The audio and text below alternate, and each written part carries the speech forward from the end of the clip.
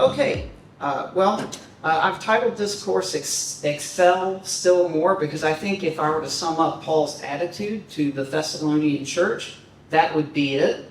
If you had a chance to read through this letter recently, one of the things that you'll notice is it's very positive and affectionate in tone to this church.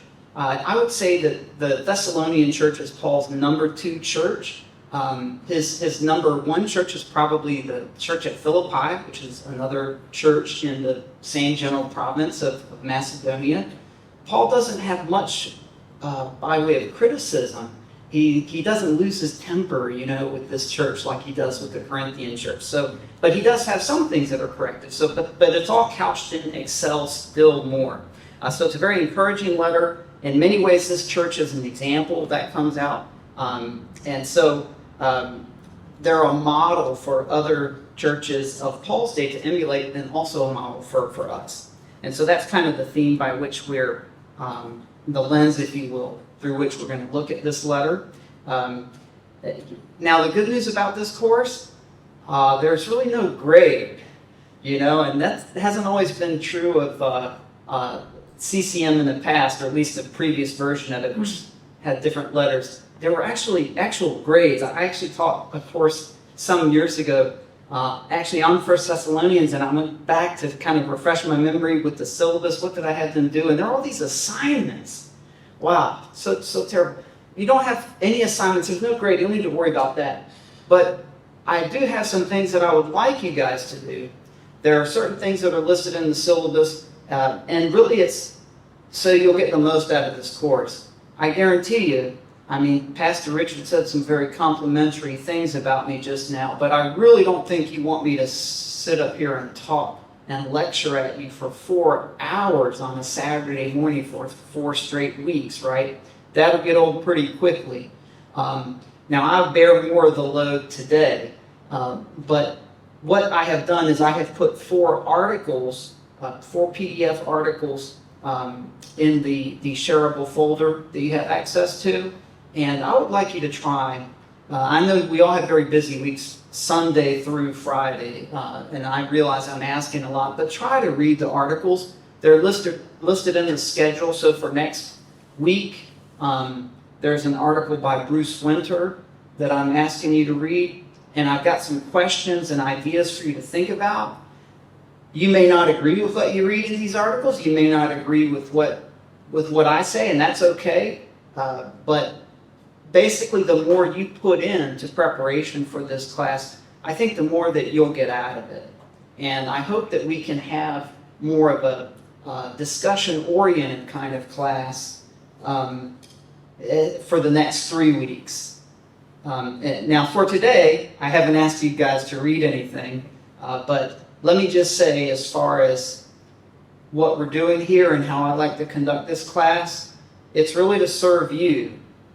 So I like kind of a free environment, and you are free to raise your hand and interrupt me, okay? And I'm also free to say, well, wait a minute, I got to make this point or I'll forget. Hold that question for a while. But I want to include you in this, so that this can be a time of dialogue, not just monologue.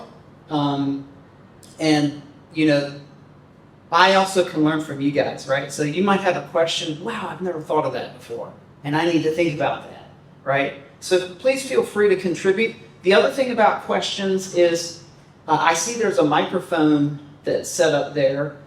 We can do that. They are recording this, so there are a couple things that we need to observe for that. One is, I can't sort of circulate around. I have a very limited range of movement to stay in this camera they've got on me. Secondly, unless you're speaking into a microphone, they will not pick up your comment or question. So if it's kind of a long one, you may need to go to the microphone, and this is where I want to ask your help, because if you just ask me a question, I'm apt to just respond to it. Can you remind me, if you just asked a question from where you are, that I need to repeat that question into the microphone so that everybody in here can hear? Probably you could anyway, but for the sake of the recording, so that in the future that question won't be lost to time. Okay, so if you look at your course schedule, let's see, I've got some suggested commentaries on here if you're interested in doing some of your own reading, but you can see for each week I give quite a bit of detail about what we hope to cover, as well as some things that you can read about and think about before coming to class. And if you've reflected on some of the questions that I have there for each week, then I think we'll have a much better time together, and we'll learn more together.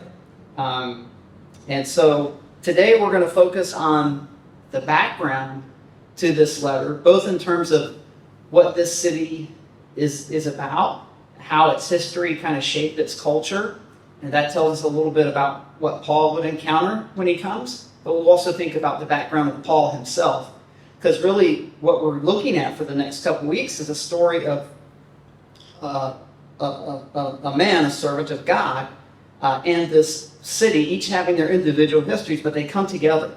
So there's some background in the book of Acts that we'll take a look at, as well as exploring the contents of the letter.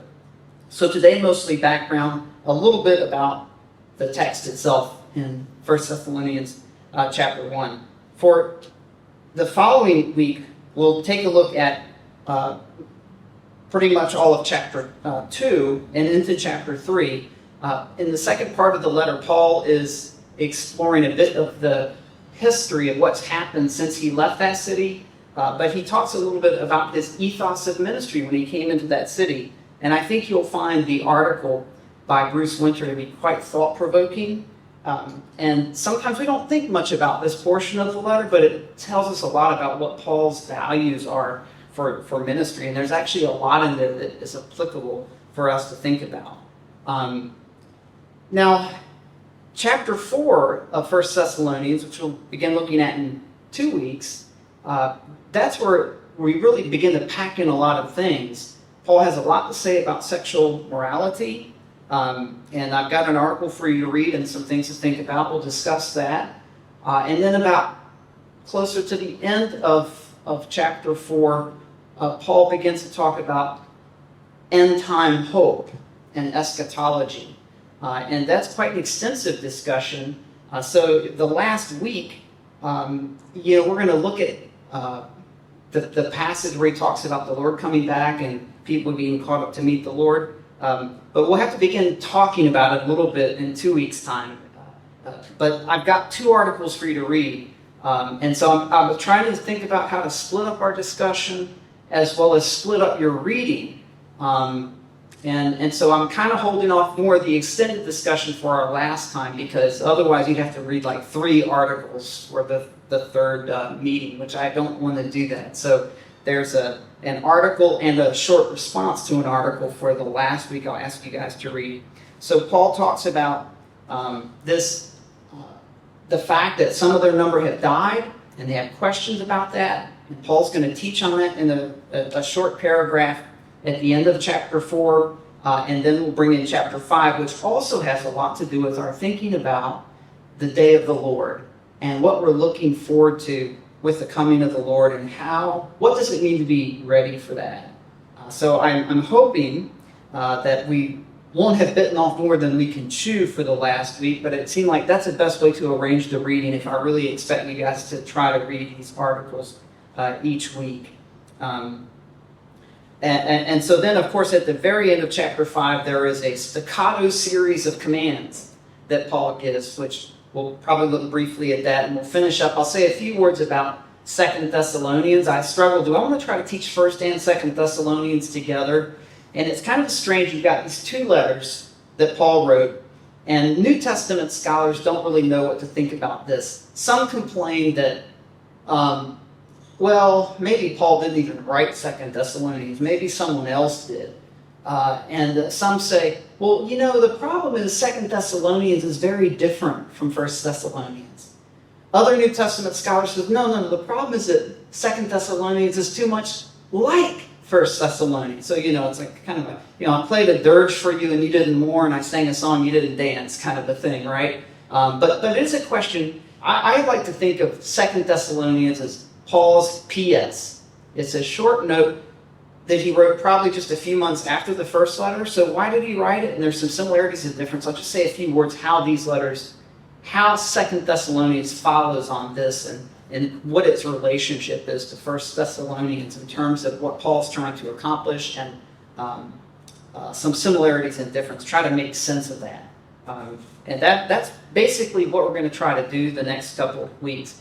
Any question about our agenda for this month and what I'm asking you guys to do? Okay, great. So if you haven't seen it yet, check out that Google Drive folder, and you'll see the documents there. I may find some other things that I'm going to share with you guys and throw it in there, but at least for the plan, I'm just asking you guys to read 4 articles. All right? So, 1 Thessalonians. Let's take a look at this letter, and if you have your Bibles, you might want to open to that text. We'll skip around to a few texts. Obviously, we'll be in 1 Thessalonians, but we'll also be looking a bit at some things from the book of Acts in terms of Paul's background, as well as background of how the gospel comes to the city of Thessalonica. Now, just some basic background on 1 Thessalonians. I mentioned Paul is the writer, and there's not a lot of controversy about that. And usually when we think about the authorship of a letter, we think in terms of 2 kinds of evidence: internal evidence and external evidence.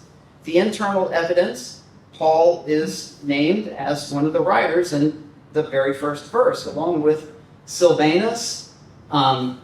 That's the Latin form of his name. In the book of Acts, you see the Greek form, the shortened form Silas, same person, and also Timothy. So Paul is sort of writing this with these 2 co-workers kind of sort of sharing author credit. I'm sure he consulted with them, but he's kind of the primary guy. There comes a point where in chapter 2, verse 18, where he says, we wanted to come to you, I, Paul, more than once, right? So, and there's a lot of first-person language in here. Sometimes it's plural, sometimes it's singular, but he's basically the author here. The other aspect of the internal evidence is that this just sounds like Paul, this letter, in terms of, in the first 2 chapters, he's just full of concern for this new congregation, these new converts. And he expressed a lot of affection for them, quite similar to what he expresses, for example, to the Philippian church. He also has sympathy for their suffering, and he can relate to suffering. He knows how to address suffering and to encourage them in that. He has a burden for their spiritual growth. These kind of things characterize Paul's letters in other places. Now, one of the questions, though, is sometimes there were people who wrote fraudulent letters. And in the letter to 2 Thessalonians, the letter of 2 Thessalonians, he writes to them and he warns them. And Paul suspects that some of the reason that they're troubled is because they heard a report or they received some letter purportedly to be from him or him and Silas and Timothy, saying something to the effect that the day of the Lord has already come. And maybe they missed that. And, so Paul tells them, and like he even mentions at the end of that letter, because what's common, Paul, these guys, they didn't type it out and send an email, or they didn't write it themselves usually. Paul would dictate a letter to a scribe. And then he would read over it, and then at the end he would sign his own greeting. And at the end of 2 Thessalonians, he says, in fact, this is in 2 Thessalonians 3, 17 and 18, I, Paul, write this greeting with my own hand. This is a distinguishing mark in every letter. This is the way I write. And then he closed with the benediction, the grace of our Lord Jesus Christ be with you all. So the author, usually he's not hands-on. He's not writing himself. He's dictating. And in that culture, by the way, a lot of people didn't write. And writing was kind of like a lowly job for a scribe. Important people didn't do it themselves. They dictated, right? I'm not saying Paul couldn't write. Of course he could, but that's just kind of a common practice. So you kind of take a look at what your scribe, or sometimes you see the word amanuensis, kind of a fancy word that just basically means scribe or secretary. You take a look at what he's written, and then he would sort of maybe sign his own name or maybe a line or two. And that's what Paul has done in 2 Thessalonians. So there was such a thing as forgery that went on. So thinking about these internal characteristics, and if it does kind of match, is important, not only for our day, but even in their day, right? And we do see that. Secondly, we think in terms of external evidence.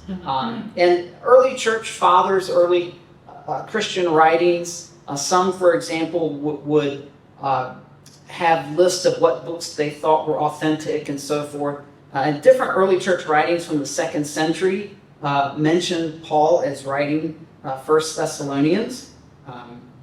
And so that's a Pauline authorship. There is a tendency sometimes to be, I think, overly skeptical. I said there's some of the skepticism aimed at 2 Thessalonians, whether Paul wrote it. But let me just say a word about scholars. Sometimes being skeptical is sort of like a shorthand, a sort of a cheap way to sound scholarly. Okay. Some people have a suspicious mindset, but they're not suspicious of their own suspicion, right? And I think a better approach is to say that even skepticism needs a reason.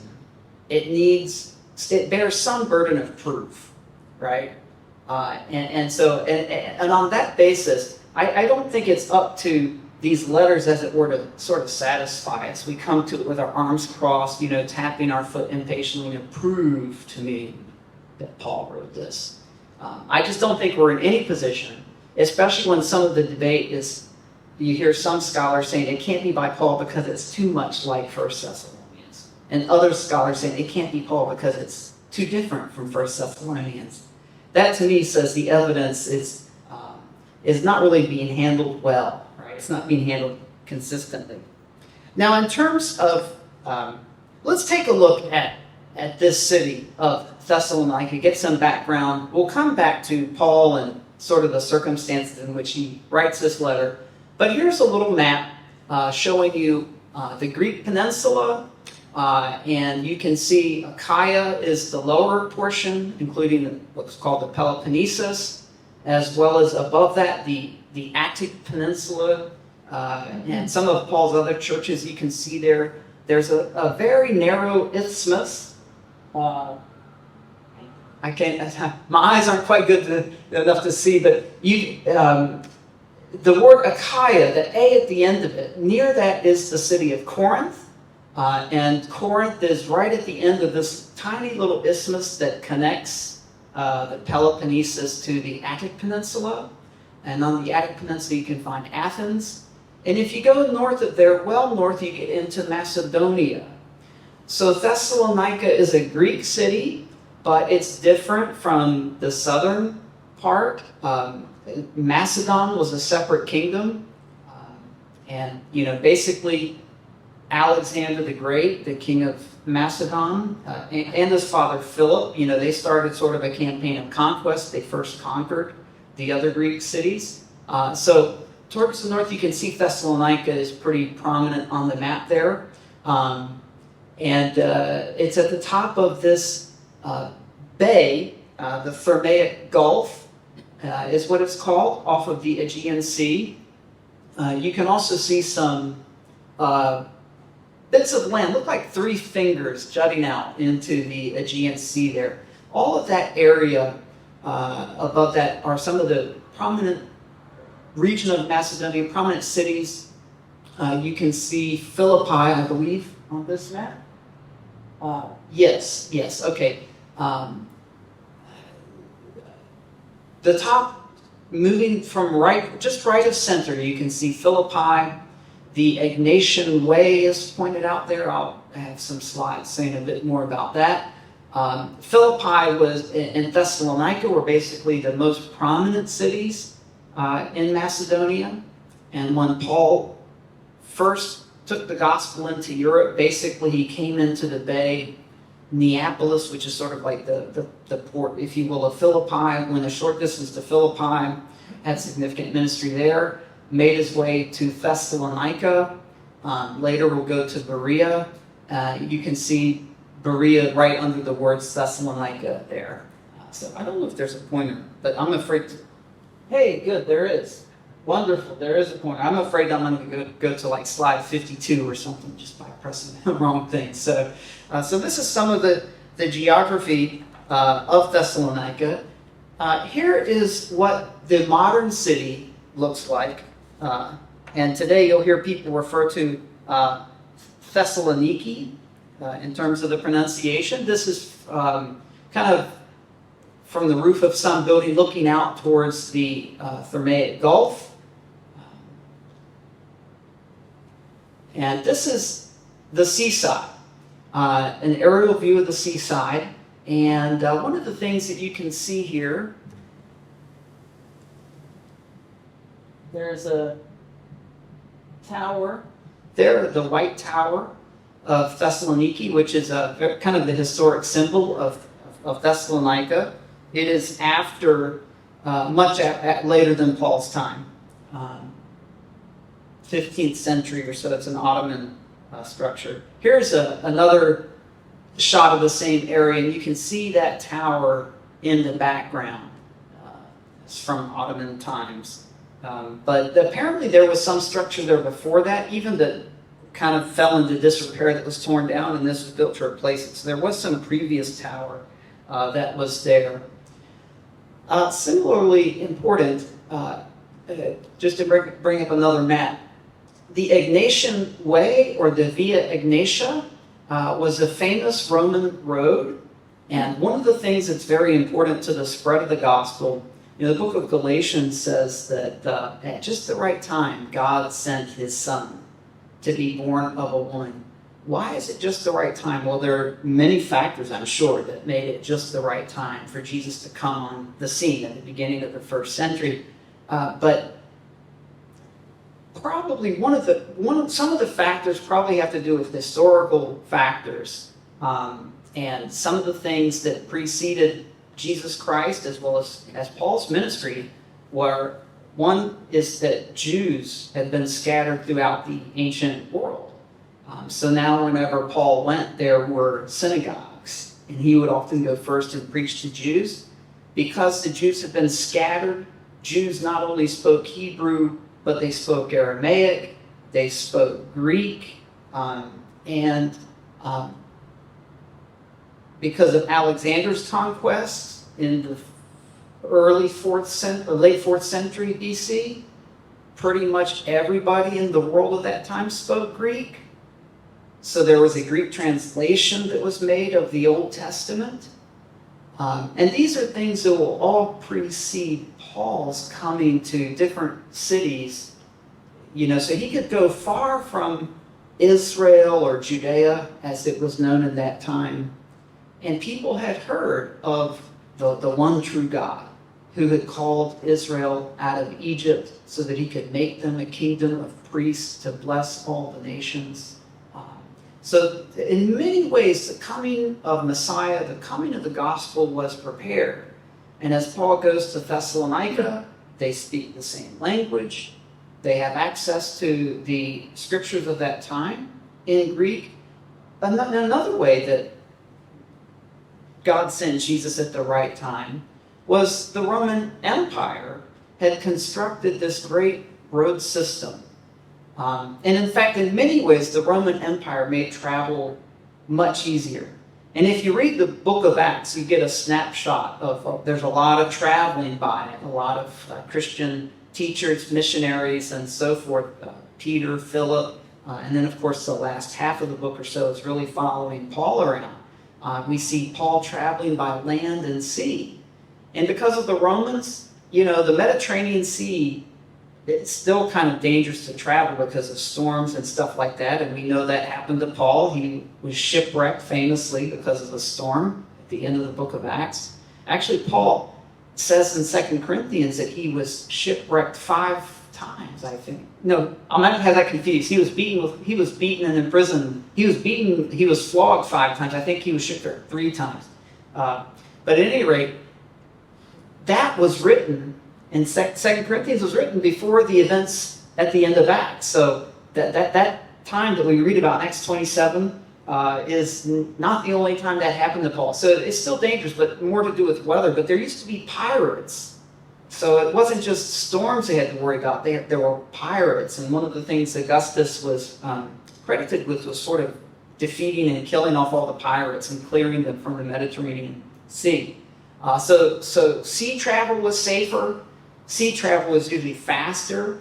And so a fair bit of Paul's missionary journeys was by water, but also by foot on roads. And the Romans were great engineers. They built fantastic roads. And so one of them is the Egnatian Way, which is shown on your map.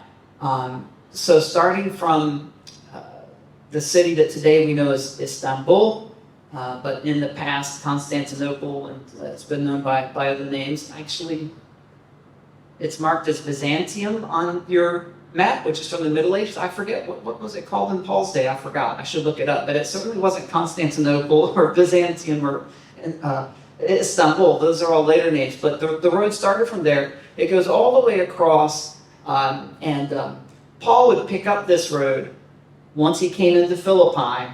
And leaving by that road, it would take him straight to Thessalonica. Eventually, he will depart from that road as he heads south, heads into Berea. That's kind of more off the beaten path, so to speak. And eventually, he'll go down to the southern portion of Greece.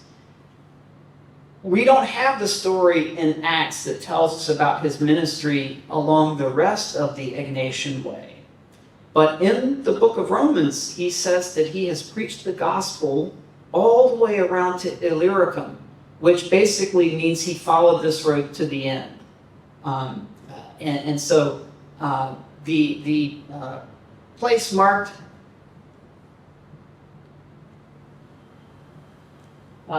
Dyrrhachium is the city, but it's in the area of Illyricum. And from there, you could take a boat and then continue on the way to Rome. You'd pick up another road on the Italian peninsula. And Paul wanted to get there. That's what he was saying to the Romans, but his plans were thwarted.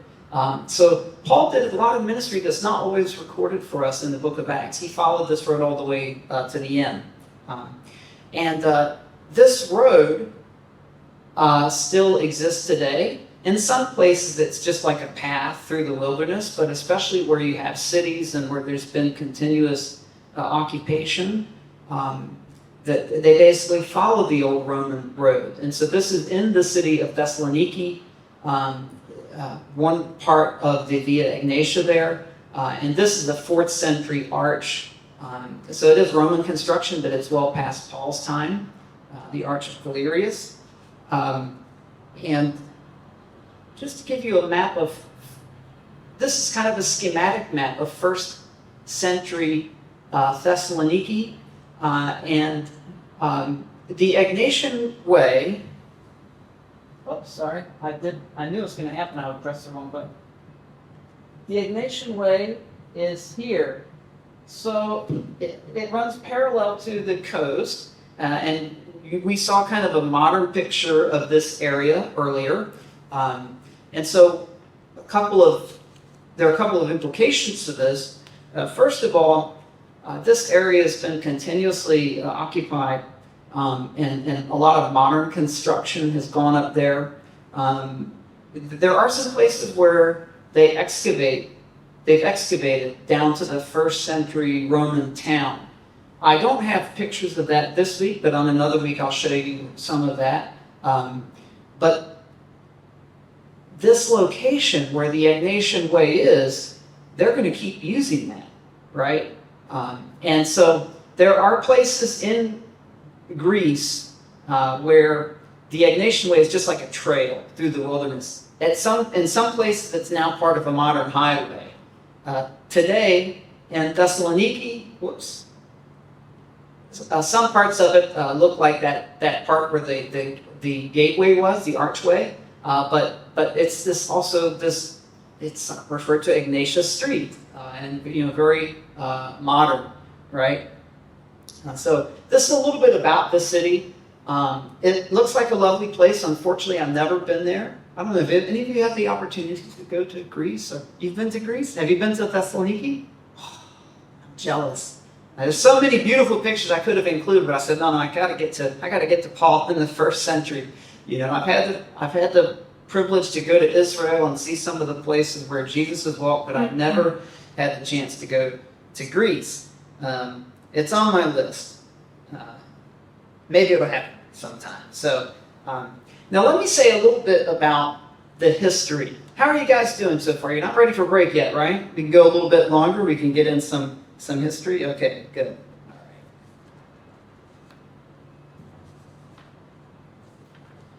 All right. So historical background. Cassander is the sort of king that established Thessalonica. And who was he? Well, Alexander the Great, you all know him, right? Everybody knows him. I mean, he's the first kind of world conqueror. He created the biggest empire of his time. And from this tiny little kingdom of Macedonia, conquered all the other Greek city-states and conquered the mighty Persian Empire, which controlled Turkey at that time, or Asia Minor. And the Greeks had fought the Persians before, because the Persians, they had the largest empire at the time before Alexander. And we're familiar with the Persians from reading the Old Testament. Basically, the Persians inherited what first belonged to the Assyrians, who took away the northern kingdom of Israel in 722. And they were hated by everybody because they were so ruthless. And then they were in turn conquered by Babylon. And these powers would all be in the area that is, the western portion of the Purple region, basically the Tigris-Euphrates. So Assyria was basically on the Tigris. The capital was on the Tigris River. Babylonia on the Euphrates. They're very close. So basically, eventually the Babylonians took over. 612, they defeated the Assyrians and basically inherited what was left of their empire. But it also included the purple side down the west coast of Israel, basically. Israel and Syria, and down into Egypt. And the Persians inherited all of that. And they were very different, by the way, than the Babylonians and the Assyrians. I mean, if you read the accounts in the Old Testament, the Persians are looked at rather favorably. They were more sort of enlightened. They weren't so ruthless toward their conquered people. They were more accommodating. They didn't boast of how they defeated the other people's gods. You get that kind of in 2 Kings when the Assyrians are threatening Judah. We defeated all those other gods. Your God's no different. He won't stop us from taking you guys over. So the Persians it was like, no, you guys have your own gods. You have your own temples. Pray for the Persian emperor, right? And so they were more, pluralistic in that way. And so they let the Jews come back to their homeland, rebuild their temple, rebuild walls, and so forth. So for ancient Near Eastern peoples, the Persians, it wasn't so bad to be under them. But for the people to the west, they didn't get along. And so the Greeks were always at odds with the Persians. The Persians were seeking to expand, and there were many Greeks living in what's today Turkey, along the west coast of Turkey, or Asia Minor. And so there were some famous wars between the Greeks and the Persians. And basically the Greeks won, and that just means they fought off the Persians. They kept the Persians from sort of taking them over.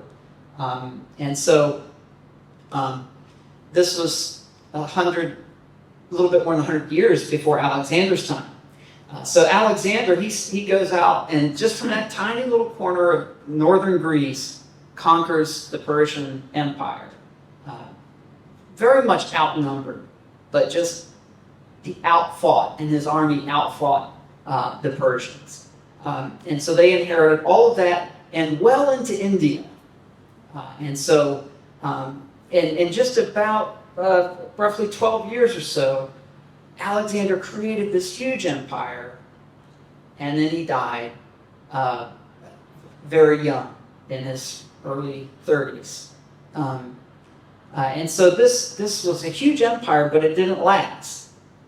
He built it very quickly, died, and then it fell to his 4 successors. And these are indicated, actually there are 5 colors shown on your map. How do we think about the successors of Alexander the Great? Sometimes you'll just hear mention of 3. Ptolemy, his general Ptolemy, took basically Egypt. His general Seleucus took the portion in India and the Tigris-Euphrates area. And Antiochus took basically Turkey and Syria, Israel. Okay, so those are the big 3. But there were some smaller ones, right? And Cassander got Macedonia. And is it Lysander? Lysimachus got to the east of Macedon and sort of going towards the Bosporus and so forth. And we're quite familiar with these other guys, at least with, if you know some of your Old Testament history, if you know some of your intertestamental history, the Seleucids, the Ptolemies are a big deal. Eventually, actually Antigonus, eventually they disappeared. That I misread that. It's Antigonus, not Antiochus, because Seleucus, his successor was named Antiochus. And the group of rulers known as the Seleucids alternate between kings named Antiochus or Seleucus. And so it's these, for example, Antiochus, that's where you get the name Antioch, right? And there are various cities named Antioch that he established. For a while, the Ptolemies have control of Israel, and they're quite good. And they're constantly fighting with the Seleucids, and the boundary between them is kind of moving up and down in the area between Egypt and Israel. Eventually, the Seleucids take Israel, and they're not good. They're not good at all. And so, you're familiar with Hanukkah. The holiday Hanukkah celebrates the sort of recovery of Jerusalem from domination by the Seleucids, when under the king Antiochus IV, he had desecrated the temple, tried to stamp out the Jewish religion, and Daniel looks forward to some of that, referring to the abomination of desolation, and Jesus refers back to that and draws on it in the Mount of Olives discourse, Matthew 24 and other places. He says something like that's going to happen again. Well, that was a very dark time to be a Jew. So we're familiar with a lot of these. We're not so familiar with what's happening in Greece at that time. It didn't really affect Israel. But Cassander got the city, or rather the province of Macedonia. And basically, he's the one that made it into a city. It were just a bunch of villages, some 20 villages or so, that he sort of cobbled together in one city. He put at the head of, and sort of located the base of it, the center of it, administration of it, at the head of the Thermaic Gulf. And it will be the port city for all of Macedonia. It was a great port. I mean, you can kind of see that from pictures today. And so it had a lot of hills surrounding it that protected it from some of the harsh northerly cold winds from Central Europe. The port offered the best access to some of the islands around there. And so the sea was a big influence for the Thessalonians.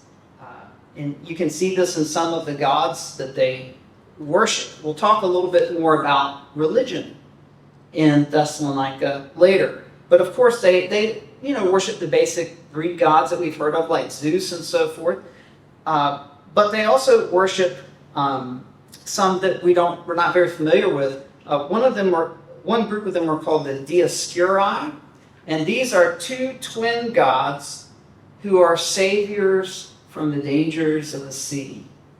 And actually, they're referred to in Acts 28:11 by their individual names, Castor and Pollux. These are the twin gods, and they were, sailors would worship gods like these, and sometimes ships would have representations of the Dioscuri or Castor and Pollux on them. There's another set of deities that we'll talk about later, also a pair of brothers known as the Kabirai. And we'll talk about them later for other reasons, but they are also associated with protection of sailors and sea travelers. And this was a very significant cult in Thessalonica. So their preference for different gods shows some of the influence of the sea. And then, of course, not only was it very important as a sea route, it will later, by Roman times, be on this great Roman road, the Via Egnatia. And of course, that was great for military use as well as commercial use. And so, basically, by means of the Via Egnatia, it only took about 3 weeks to travel from Rome, from one end of that road to the other, basically, to Istanbul, from Istanbul to Rome. Okay, and it's a road that Paul himself made use of, as I mentioned. So it's strategically very important. Now, Cassander, he got the region of Macedonia, and he builds this city here. Here are some coins, by the way, from the 1st century. The one on your left, it says Macedonia Protes, Macedonia first. And there's a couple of coins there from King Cassander's time that say, basically King Cassander on them. And I could have picked just one because one kind of shows what he looked like, and he's kind of a fat guy, quite chubby. But I like the coin below that shows the helmet and the spear because the letters are so clear. And I'm a New Testament guy, so I had to learn Greek, I had to be able to read the Bible in Greek, but I have to be honest with you, when I see inscriptions, there's a world of difference between looking at a modern Greek New Testament and the way they write and the way they wrote in the old days. Half the time I cannot read these inscriptions, but this coin below is so clear, I can read it, and couldn't resist that one. So now,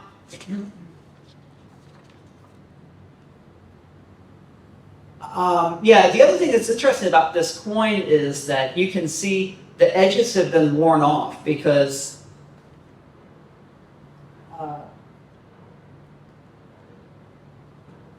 this is the word for king. It's kind of worn here, and actually they don't have enough room to finish the word. And here it's Cassand, and basically they just get to the D, and there would have been probably 3 more letters there based on the grammatical form of this. That's kind of interesting too. But let me say something about the name of this place. How did it get its name? Well, he married Alexander's half-sister, another daughter of Philip, and her name was Thessaloniki.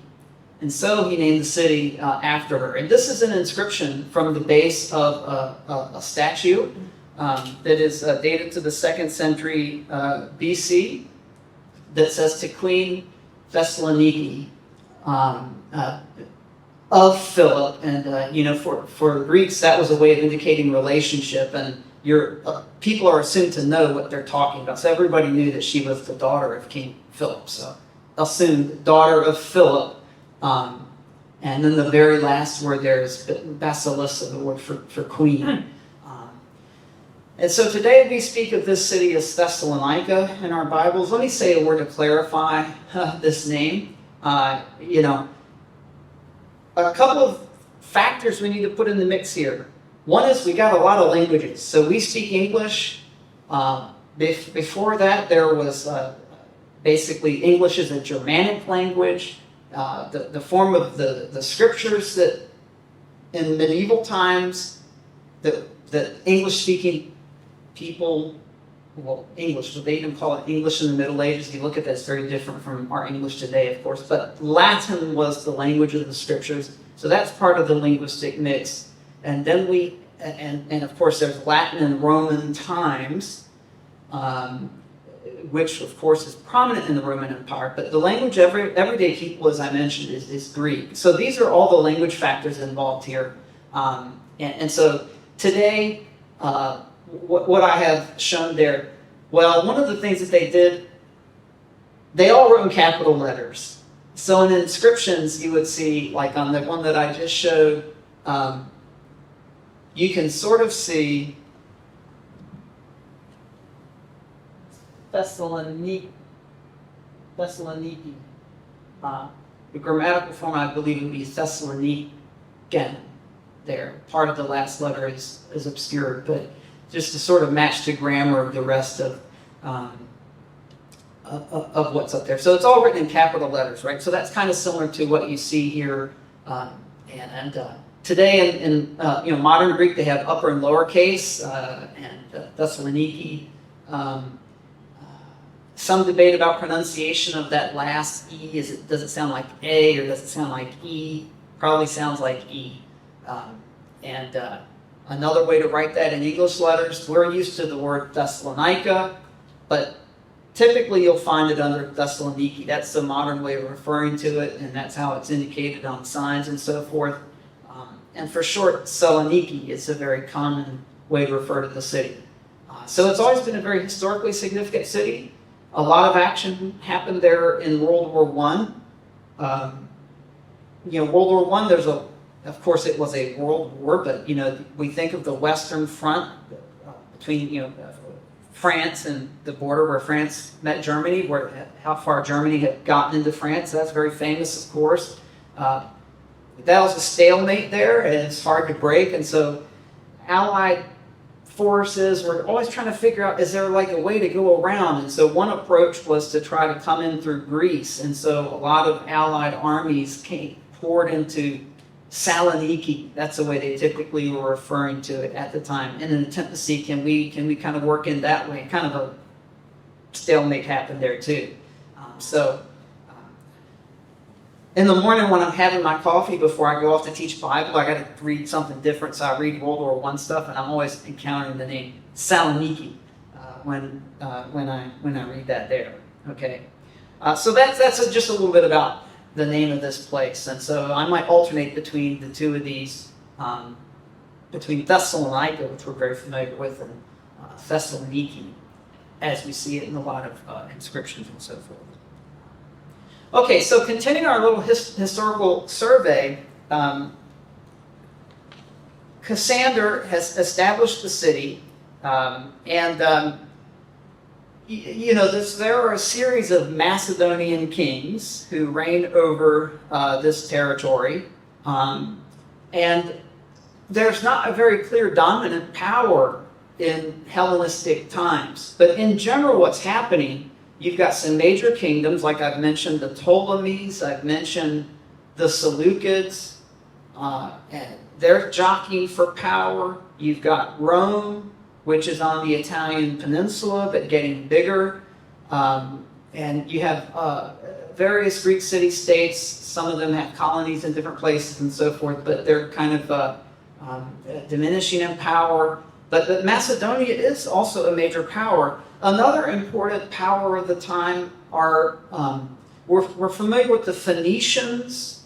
The Phoenicians established Tyre and Sidon, so they show up at times in the narrative of the Old Testament. But basically the Phoenicians they're a seafaring people that have established sort of bases of operations in many places in the Mediterranean. Most prominently at Carthage in North Africa, like modern-day Libya. And they were huge competitors with the Romans at the time. These two were sort of jockeying for power and position. And, from our side of history, we think of Rome, big, mighty, inevitable. But it could have gone the other way, perhaps. It wasn't obvious that the Romans would win. And if you look at there's actually a series of wars between the Romans and the Carthaginians. In fact, the Romans call it the Punic Wars. That's their Latin word for how they refer to Phoenicians. So you can kind of see the connection between Carthage and Phoenicians in that. But in some of those wars, it looked really bad for Rome.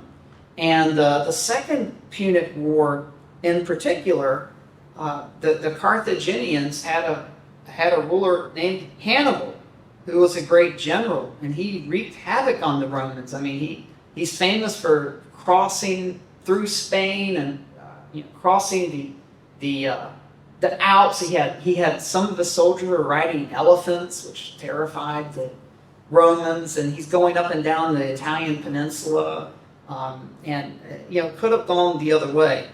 And so if you're kind of a lesser power, these are obviously the two titanic guys fighting. Who are you going to side with is a very important decision, because you better pick the right guy. And the king of Macedonia, whose name was Philip, kind of joined up in a treaty with Hannibal. Not like as an active participant, so-called, but they are on friendly terms with Carthage. And so to Rome, Macedonia was an enemy.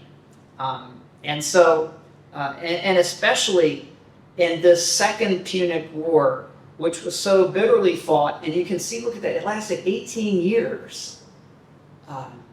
That's a long time, And I mean, we've had, in modern times, wars that last as long, but for most of us, like, for example, I'm American, and I mean, like the war in Afghanistan was very long, but it's something you see on the news. It's not like affecting your everyday life. But this is a war that is taking place in Carthage, it's taking place in Spain, it's fought up and down the Italian peninsula, and they defeated the Romans in several engagements on the Italian peninsula. And finally, they defeated the Carthaginians in Africa. So, I mean, this is not a world war, but it really ranges over an extended bit of territory. It was a very bitterly fought 18-year war. And because before this thing broke out, or shortly after it broke out, in the year 215, the Macedonians kind of established a treaty and a pact with the Carthaginians. Rome went to war with them too. And so simultaneous with this war was what's called the First Macedonian War. And there will go on to be 3 of those as well. And finally, by the year 168 BC, that's when the third one ended, the Romans conquered the Macedonians. And so, and basically at this time, in this general time frame, all of Greece was conquered by the Romans. And so, a little bit later, in the year 146 BC, and we'll talk a little bit about this time frame from 168 to 146, but a little bit later, we're very familiar with the city of Corinth, and this is, of course, another famous New Testament city where Paul ministered and wrote important letters. The Romans came in, and basically all the men of the city were slain, and all the women and children were enslaved. And the city was repopulated with Romans. And so one of the things that they would often do, their veterans who had fought in wars, an easy way to pay them is say, we just conquered these people, we took all their city, all their property, and now we give it to you veterans, and so you guys can settle here. And so similar things had happened with Philippi, for example. Old inhabitants thrown out, many killed, many enslaved. There might be like a handful left, but they're kind of displaced by former Roman soldiers or other Roman people will come and just sort of expropriate the property and just sort of take over, right? So this kind of thing, by the way, is important to remember because Corinth had a famous reputation in Greek times, but in Paul's time, it's basically a Roman city. And some of the things from Greek times are gone and are not quite active. So a similar thing happened with Macedonia. And so, not to the extent, but basically the whole kingdom, the whole region of Macedonia, the Romans came in, and it's just mass looting, raping, taking over the property, enslaving huge populations, and so forth. And so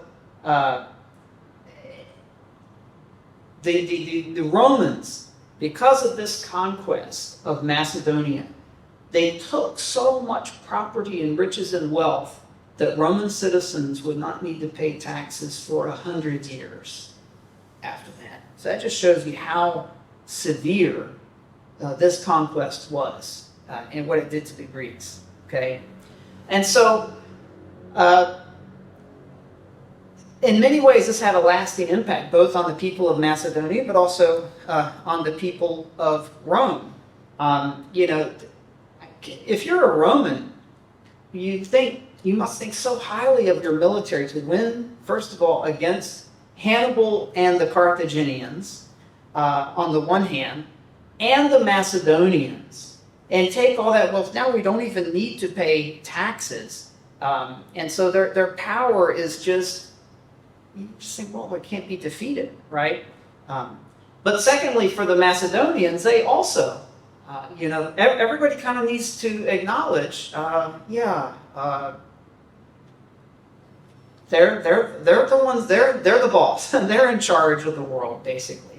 It took a while to sort of come to that. After a conquest, not everybody accepts it, right? So, I mentioned I read World War I. The Germans lost World War I, but they didn't accept that loss. And, there's a lot of internal civil war in Germany after World War I. I'm an American.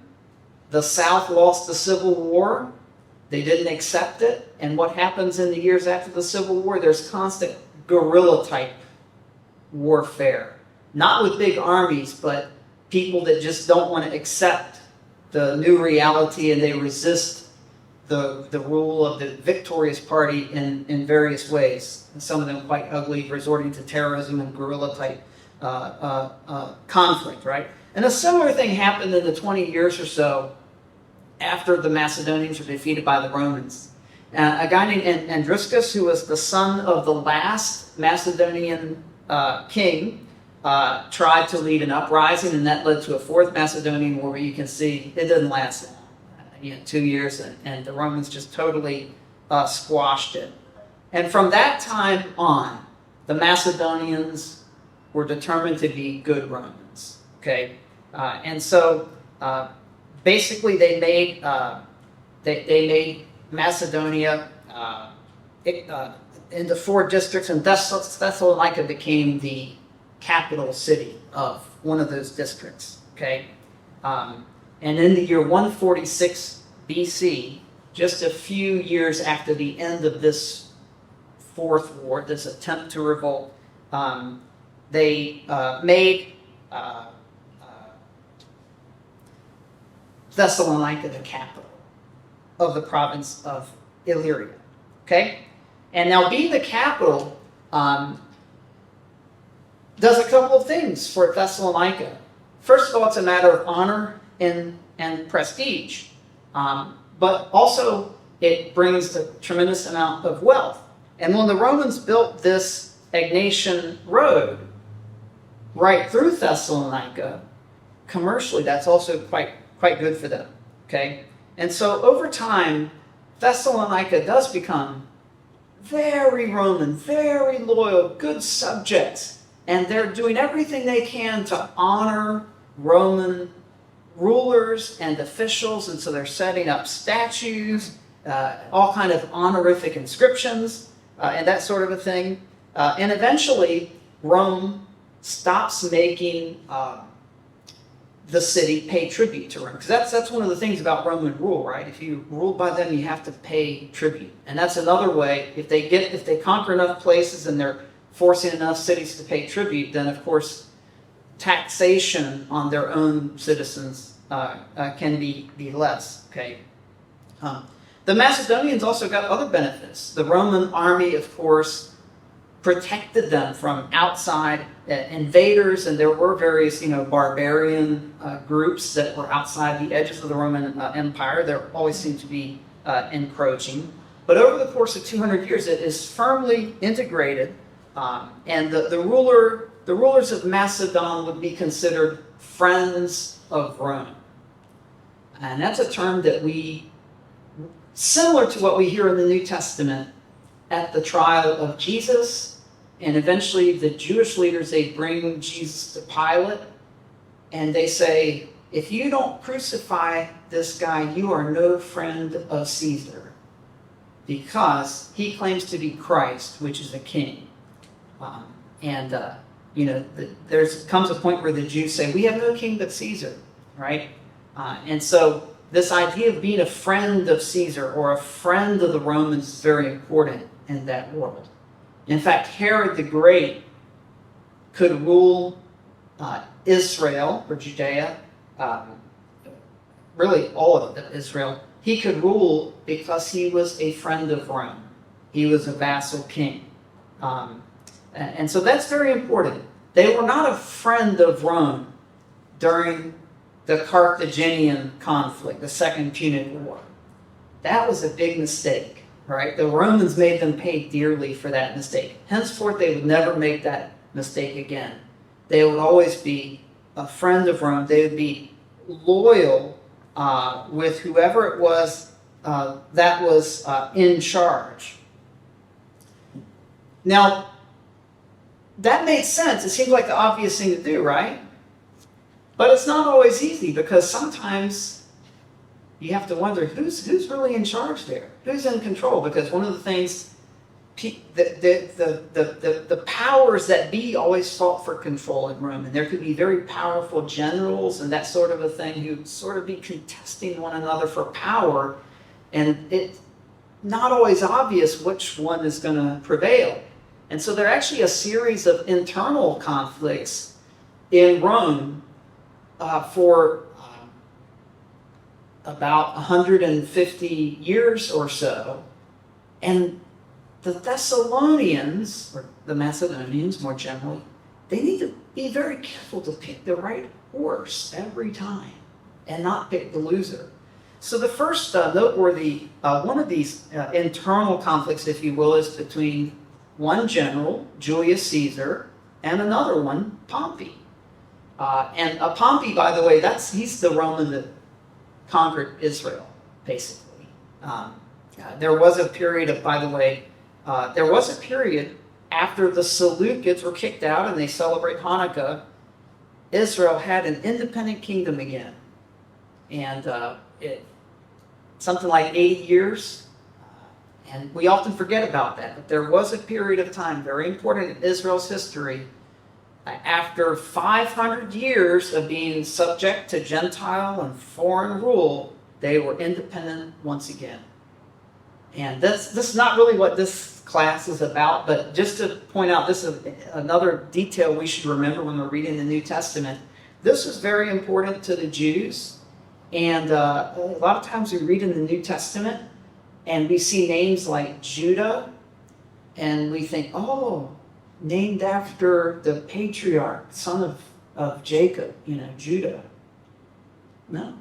Named after Judah, the son of Mattathias, who started the Maccabean revolt. So a lot of the people in New Testament times, a lot of Jews were named after people that were famous from this kingdom, sometimes referred to as the Hasmonean kingdom. There were Simons and Judahs and so forth. You don't find any Davids in first century Israel, right? And so that shows how large this loomed. When the Romans took over, right, they really looked back to, they didn't look all the way back to King David. Of course, he's like from way, way distant past, but within like the memory of like maybe their grandparents, right, there was this time when Israel was free and had their own kingdom, okay? Well, anyway, Pompey is the one that there was an internal battle there, and basically Pompey generously decided, I'll solve it for you, we'll just take over. this place. And he actually went into the temple, by the way. There were priests in there, had some of them killed, and walked into the Holy of Holies. And he looked, and he was looking, expecting to see an image of the Jews' God, and he sees an empty room. He doesn't know what to make of that, totally confused. So that's the start of a lot of things. There's continual Jew-Gentile confusion, not understanding or liking each other very much. But anyway, that's Pompey. He was a powerful figure, and Julius Caesar, they're jockeying for power. There's actually a civil war, and it turns out the Carthaginians, the Thessalonians, the Macedonians, they support Julius Caesar, right? So that works out quite well. And Julius Caesar, he's not the first emperor. That's Augustus. But he's kind of like the guy that is sort of putting everything in place to be the first emperor. And so he's changing this Roman Republic. And that's why eventually he's assassinated, because certain senators, they didn't approve of ending the rule of the Republic and going to a different kind of rule. They did not. There was an office of dictator, but it was a temporary thing. And Julius Caesar was moving towards like dictator for life. And so certain senators, Brutus and Cassius, assassinated him famously on the Ides of March in the year 44, and stab him to death in the Senate. There are a lot of people in the ancient world who thought Brutus and Cassius were the good guys, and that plot, they were the good guys, and Caesar was the bad guy. But anyway, that side lost, and so all the history that we have sort of more lionizes, Caesar as well as Augustus and Mark Antony. So, in a sense, the Roman world was kind of divided, because Brutus and Cassius, they had armies as well at their disposal. They killed Julius Caesar and they fled, but they had actual armies that were fighting for them on their side. And on the other side, you had Octavian, who was actually a nephew of Julius Caesar, and sort of adopted as a son, as well as the general Mark Antony. But I mean, it really is civil war. And it could go one way or the other. And so it lasted a couple of years there, as you can see. And where was it finally settled? It was actually, the final battle was in Macedonia, in Philippi. And at any rate, the Macedonians, and by the way, if the battle's happening right in your territory, you better be on the right side of it. And so very quickly, when this sort of civil war broke out, the Thessalonians, the Macedonians, indicated their support for Octavian and his side. So Mark Antony and Octavian, and so they chose rightly, right? Because in the Battle of Philippi, the forces of Brutus and Cassius were defeated, and so then they chose well. But so this is a good thing, right? And that was the year 41 when this battle took place, and Thessalonica was honored and made a free city, which meant no more taxes to Rome. They don't have to pay taxes to Rome. Roman soldiers will not be sort of garrisoned or stationed within the city walls, and the city had the freedom to govern itself any way it liked, just as long as they remained loyal to Rome. So this is kind of a good thing to have. You get all the benefits and not the cost, right, of being associated with Rome this way. So choosing well worked out quite good for them. But there's a slight, and this is a little coin that is hard to see. It's quite faded, but this is a coin commemorating this event. But there's a problem. The winners of that battle themselves split 10 years later. And so you had a new civil war between Mark Antony and Octavian. eventually is going to take the name Augustus. This is, he was a general. He had armies at his command, and he also he went to Egypt and had this affair with Cleopatra and former lover of Julius Caesar, and there were armies there at his disposal. And so who's going to win? And at first, when Thessalonica had sided with Octavian and Mark Antony in the previous war, like less than 10 years ago, what had they done? They had erected statues, they made all kind of honorific inscriptions. They're very smart. They go around to all those inscriptions, they scratched out Antony's name. So it's just Octavian, so once again, they chose well because, again, Mark Antony was defeated, Octavian won. They chose the winning side again. And so, and now it's good because once Octavian is uncontested in his rule and he assumes the name Augustus, he's the first emperor. He's actually a very good ruler. And he rules for a long time. And Thessalonica was much appreciated as a city. And treated well, and they loved him too. And one of the expressions of religion that you see there, they did worship Augustus in Thessalonica. We'll talk a little bit about emperor worship. Just to clarify, this is something that comes up in Christian history, New Testament times even, the problem of emperor worship, Christians persecuted for not worshiping the emperor. And one thing you should understand is that most Roman emperors did not go around proclaiming themselves to be gods. They did have this sort of polytheistic system, though, and what they would do is they would think in terms of if you had a really good ruler or leader, like let's say a Julius Caesar, at the time of their death, then the Senate would recognize them as having sort of joined the pantheon of gods, that they were divinized, they had been elevated to godhood. But it was considered bad in Rome and in the West to claim while you're alive to be divine.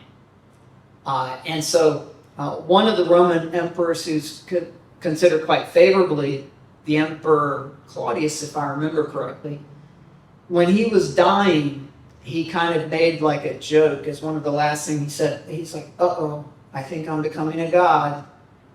And then he died. So it was very unusual for the Caesars to claim divine honors while they were alive. It's something that's conferred upon their death if they were a good ruler. But in the Greek East and into the ancient Near East portion, which is not too far in Roman times, but there they tended to have, there was a tradition of divine kings. And there was an eagerness to worship the Roman emperors. So what happens then is that these imperial cults in Greece and in Asia Minor were quite serious, and they had temples to Augustus, even though Augustus himself wouldn't claim to be divine. And the Roman emperors just kind of tolerated it. But they wouldn't proclaim that kind of thing for themselves in Rome. So what we'll often see where Christians get into trouble is not so much that they are brought into conflict with the way these Roman emperors thought about themselves or that they were demanding worship, but their followers in places like Philippi and Corinth and Thessalonica that said, for the goodness of our city, we must sacrifice to the emperor and that kind of a thing. And you Christians, you don't do this.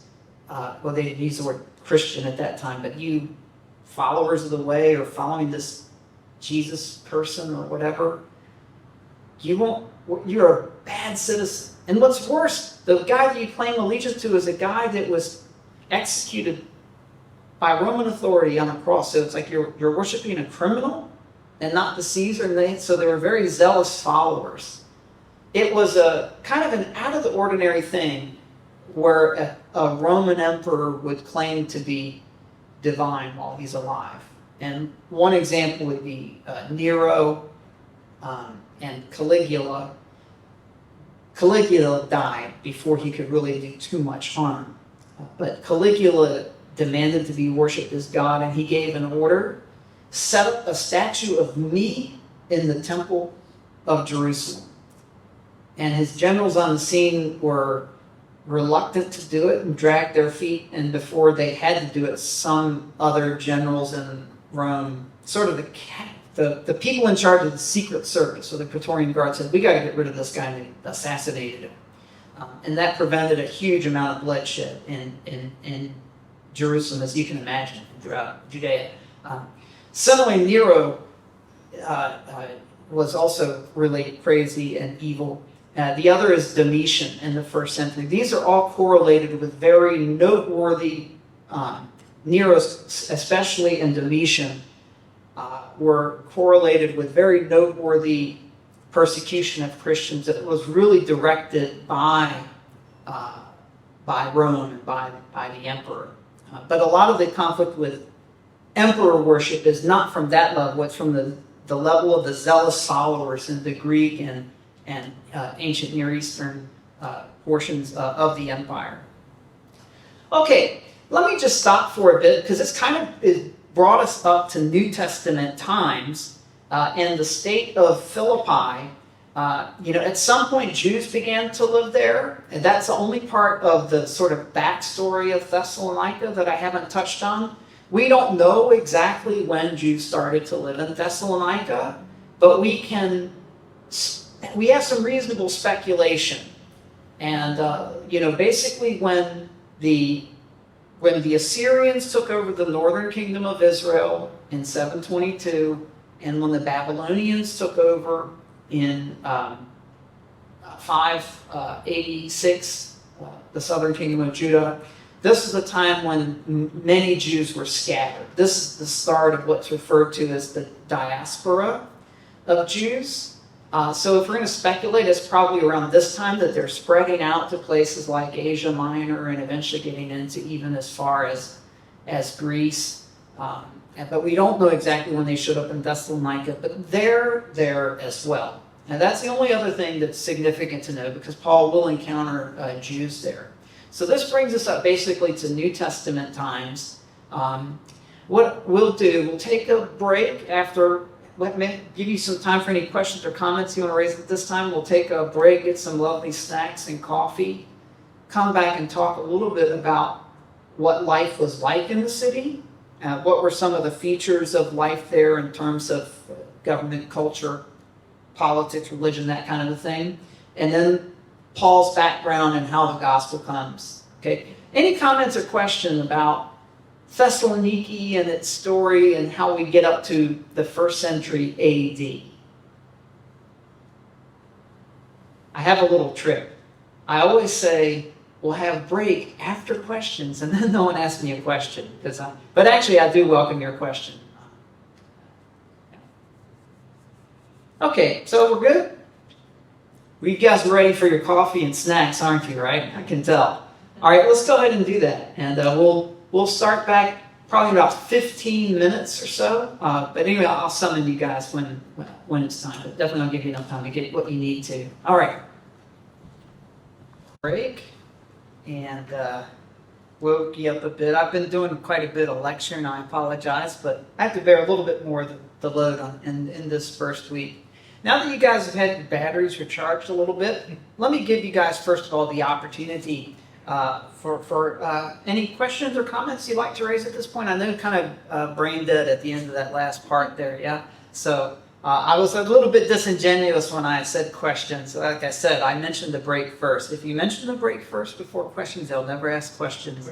But so that's a little bit unfair. But before I continue, I do want to give you guys the opportunity. I mean, this is your class as much as it is mine, is to benefit you. And as I said, please feel free to interrupt me at any time, because maybe something I say sounds clear to me, but maybe that's not how you're hearing it. It's not clear to you. So again, feel free to raise your hand or call out, Brian, and I'll try to accommodate you as best I can. Any comments, questions before we continue? So I don't know, and I apologize, by the way, if you're not as much of a history buff as I am. Yes? why do the emperors of that era like to be worshipped? Or is it like you're saying, it's because the people say, oh, our emperor is so good, let's worship him? Because it seems like it's back in the Old Testament where this kind of thing happened as well. Why is there such a culture? And Yeah. Well, as I was saying, it wasn't common for the emperors actually to claim or demand worship while they were alive. But in some ways, the Roman polytheism has some similarities to Asian notions of honor. So, one conflict that a lot of Asian Christians have when family members die in the funeral rites, there's some parts of it that are perceived as worship. And is it just giving honor or is it giving worship? And so there's a big some controversy over that, and people wrestle with it in themselves. Like, what do I do when my family member does? I want to show honor, but I don't want to be perceived by either God or other people around to see that I'm worshiping, and how to make that distinction. Among Romans, basically Greeks and Romans, they had a notion that they didn't think in terms of worship as something like fundamentally different from honor. And I think it has to do with sort of their polytheistic approach. There are a lot of realities that are viewed as sort of partaking in some sense of the divine nature or divinity. And so you honor something according to its nature, and if it partakes to some degree of the divine, then even a certain amount of worship is appropriate. Now, this is really different when we compare with the Jewish mindset, because for them, the notion of divinity is an all or nothing thing. It doesn't come in degrees. There are no degrees of divinity. There's metaphysically, you've got two big categories: God and everything else. And worship fundamentally is aimed at God, who is the only one in this category, and no kind of honor that we give to anything else can be confused with that in any way. So that's kind of what set up a lot of the culture clash. And so for maybe similar to the way Chinese Christians today are concerned about their relatives looking at them and saying, you're not showing honor, the Romans would say to the Christians, you guys are not good citizens, because you're not giving honor. And so, offer some sacrifice. So these are some of the kind of the background ways of thinking about these issues that informed it. So Roman emperors would expect to be given that due of honor, but not so called like a god. We have to be careful that the background thinking is not like the Jews. Like, they didn't think that they were claiming, like with the Jewish ideas, they would be claiming something that is like taking away from the one true God.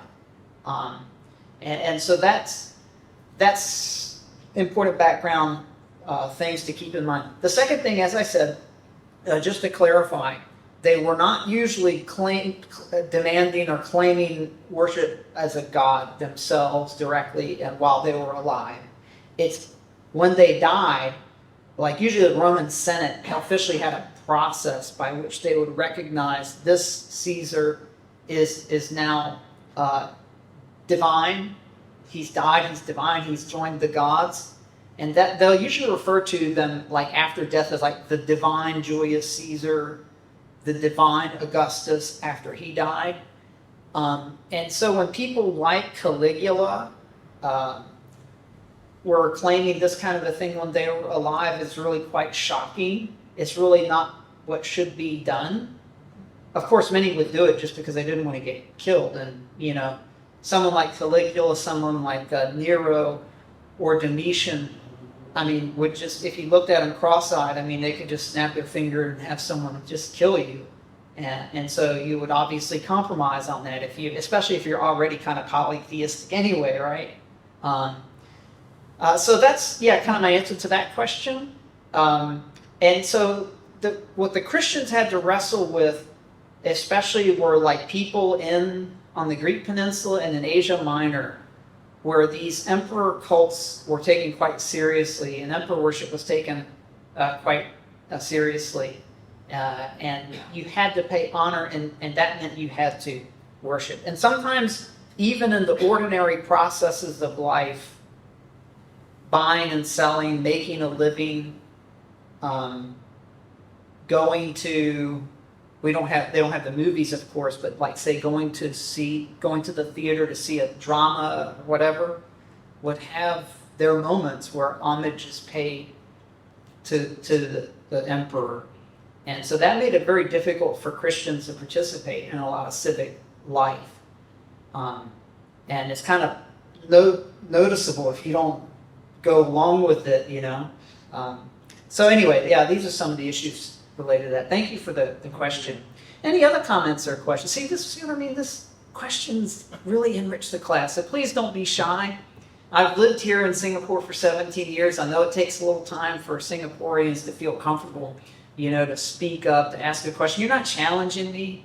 Feel free. I don't know everything. You feel free to challenge me if you want to. I've been wrong before, I've discovered. So my wife also often reminds me of that too.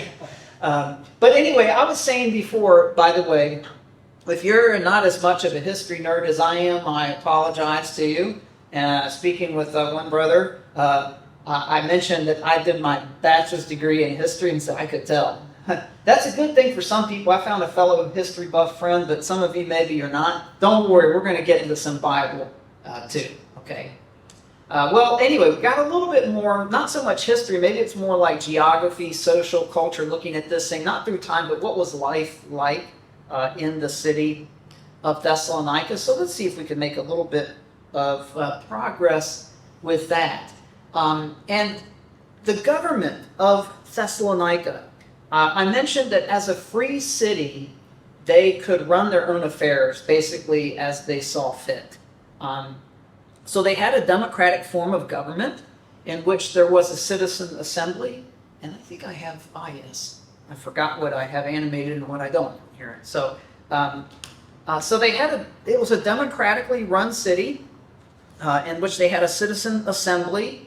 And sort of above that was a council.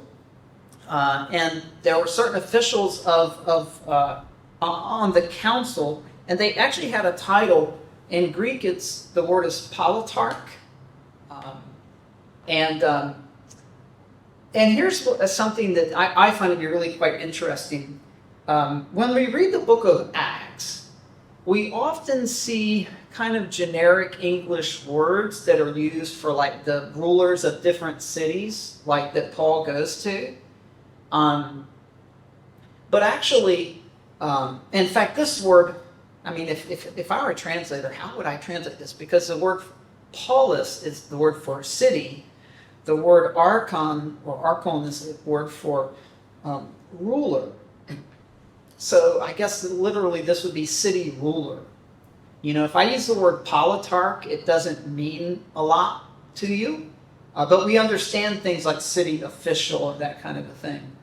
So usually the translators will translate something like that. The only problem is it has a way of making everything a little bit generic when we read the book of Acts. But if we actually look city by city, some of these rulers and government officials had different names. And if we're thinking about the historical worth of the book of Acts, and I've mentioned there are some scholars that are just, I think, unduly skeptical. You know, there are some scholars that say, Acts, what is the book of Acts? It's a historical novel. There's one guy that says that. Anyway, gotta be good. I'm in the church. I can't do it. Anyway, you know, like their skepticism doesn't need any justification. You know, there are these passages in the book of Acts where it seems quite clear that Luke is present, and he used the pronoun we. You know, much of the book of Acts and, you know, all of the Gospel of Luke is in third person. He was never present for the events of the Gospel. In a lot of the book of Acts, he's not present. He's always using the third person. But then there comes a point where you start seeing this word we crop up, and it's on the face of it, he's present. but he's not a major force in he's not inserting himself as like a character, but he's present. And we have these we passages. And there are guys, he just made that. I mean, anybody could just write we and make it up, On the face of it, Luke was someone that met Paul along the way on his second missionary journey, and from that time occasionally traveled with him. Not all the time. After he first shows up, he's not always with them. Sometimes the we drops out. It's third person. He's reporting what took place when he wasn't present. Sometimes as Paul journeyed on to other cities, Luke stayed behind. And then he'll come and rejoin at other points. And for most of the end of the book is when Paul goes back to Jerusalem and is captured and then imprisoned, that he's there, the whole way. So there is a debate about the historical value of the book of Acts. Maybe it's not your calling to defend such things, but I'm a Christian teacher, and history is one of my areas, so I feel a certain responsibility and a certain burden falls on me to give an answer, to such things, and to share the fruits of that with you guys. So I hope it's not just boring you. I admit it's a little bit history nerd stuff, but this politarch thing, what is that? Why is that important?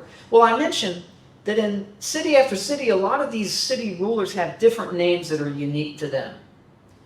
And there's a New Testament scholar by the name of Colin Hemer, Hemer, Colin Hemer, and he wrote a book called The Book of Acts in the Setting of Hellenistic History. And what he discovered as he went around and he looked at all the literature from the first century and what we know about different towns and stuff, in every instance where they have these names, Luke gets every one of them right. When every one of these towns, they have different names for their officials, every time he mentions one, he is accurate in the details. And what Hemer is arguing is, if some guy is just making this up, like maybe at the very end of the first century or early second century, and who really wasn't going around with Paul or wasn't really familiar with what the world was like in the years like 50, 60 AD, how would it get these details right time after time? So that's why this word that's used in Acts 17:6 as well as verse 8 in the Greek is politarchai, the plural. Luke is right. And they found an inscription. It's really impossible to read. I don't have any picture where you can actually really make out the letters, but this is referred to as the politarch or politarchai, that's plural, inscription. And somebody is pointing at the place where it occurs in the picture.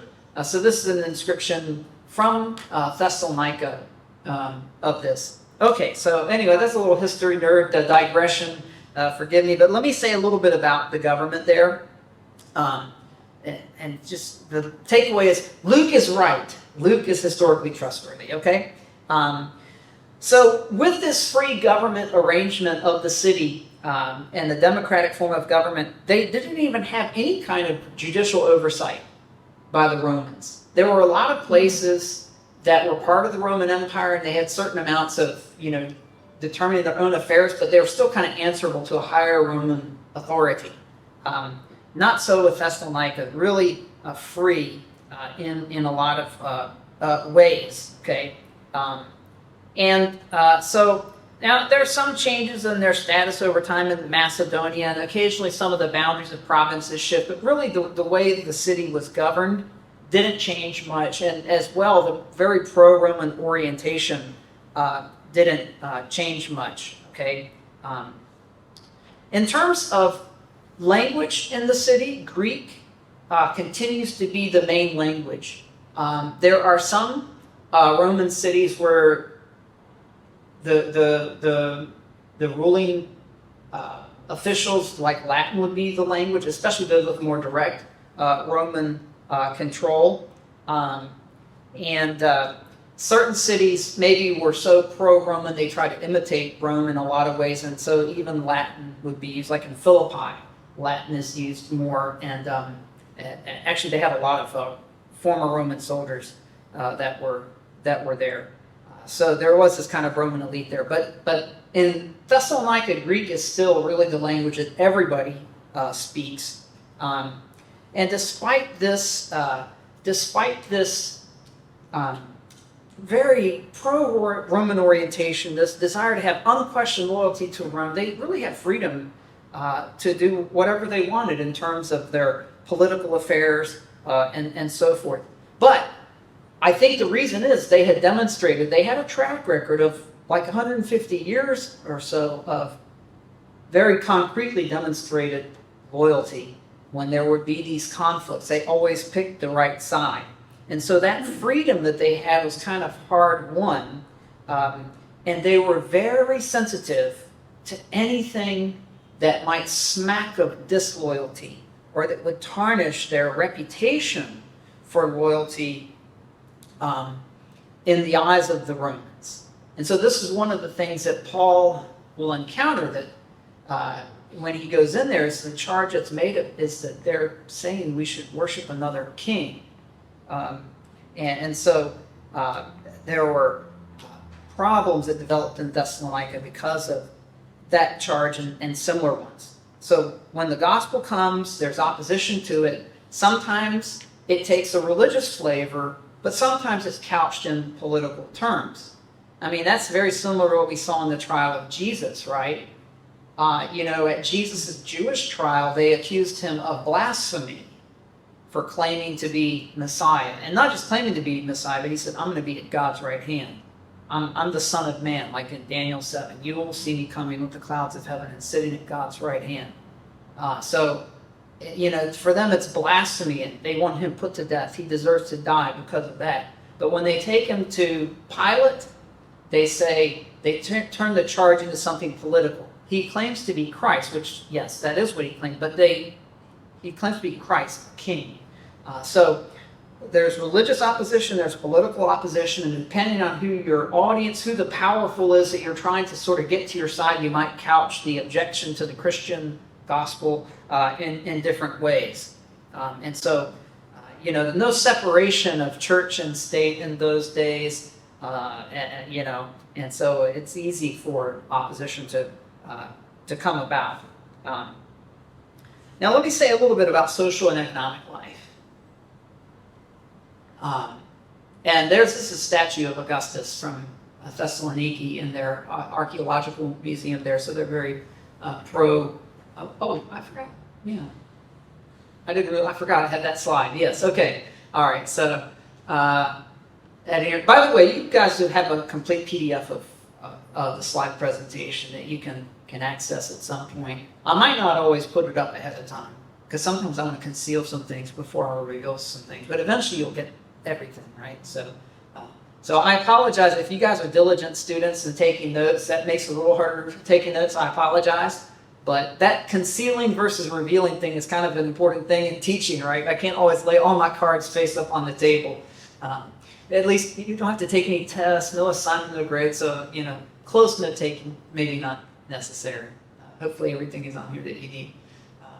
Okay, in terms of the social and economic life of Thessalonica, we need to understand the idea of a patron-client relationship.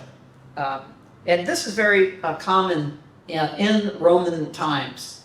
A patron would be a wealthy person that you would want to sort of curry favor with. And what a lot of people would do, they would enter into this patron-client relationship. If you are a client, the patron sort of protects you, looks out for you, is a means of economic support for you. What you might do at the start of your day is you might go to the home of your patron, and you would be allowed into like either the courtyard or into a part of the house that basically you will wait until the patron is ready, and he will come out and you'll greet him. You'll say how great he is. Is there anything you need me to do for you today? And he might ask you to do something. He might give you some money or what have you.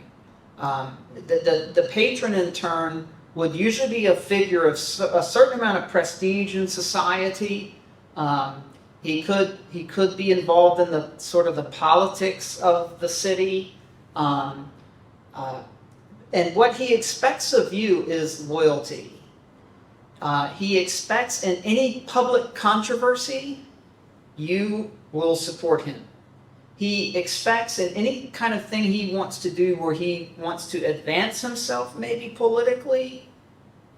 Well, let me put it in modern terms. Automatically, you're like a campaign worker, right? You're at his beck and call for these kind of a thing. Okay, so this kind of relationship could take place between persons of different status, and in the Roman world, honor and status is everything. Their way of thinking about life is that life is an endless contest for greater honor in the eyes of your fellow man. It's a competitive type of thing. We don't think about honor the same way usually. For us, honor has something to do with the way we conduct ourselves. Are we moral? Are we upright? And it's not a zero-sum game. We can all sort of be equally sort of honorable. We can honor one another. But they thought of it in a very different sort of way. Honor was a zero-sum game, and it's always a contest or a competition. And so what life is about is advancing myself over you. And so, there are certain ways of thinking that are very different now because of the influence of Christianity. And we don't even think about this. So we talk about like rulers should be servants, or with notions of servant leadership. That's Christian influence. That's not the way they thought back then. Rulers were not servants.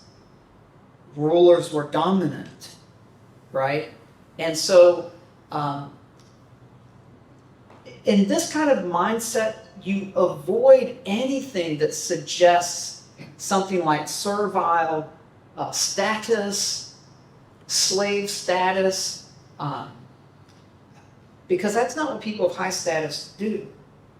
And the kind of language that you will use about yourself, you will not use words like obey. People of high status don't obey. They are obeyed, right?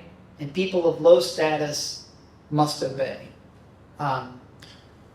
Notions of humility. Humility was not a virtue in the ancient world. Humility is something associated with low status.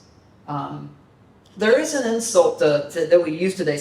We might say something like, so-and-so is very humble and he has every reason to be. And that does kind of reflect the ancient way of thinking. Like, you would only be humble if you're kind of good for nothing. If you haven't accomplished, if you weren't like born to anybody great, you don't kind of come into life with any kind of status, and you don't do anything in your life to sort of acquire status, then yeah, you should be humble. And so obviously, then humility is something bad. You don't want to have it. People would boast of their status and their positions, okay?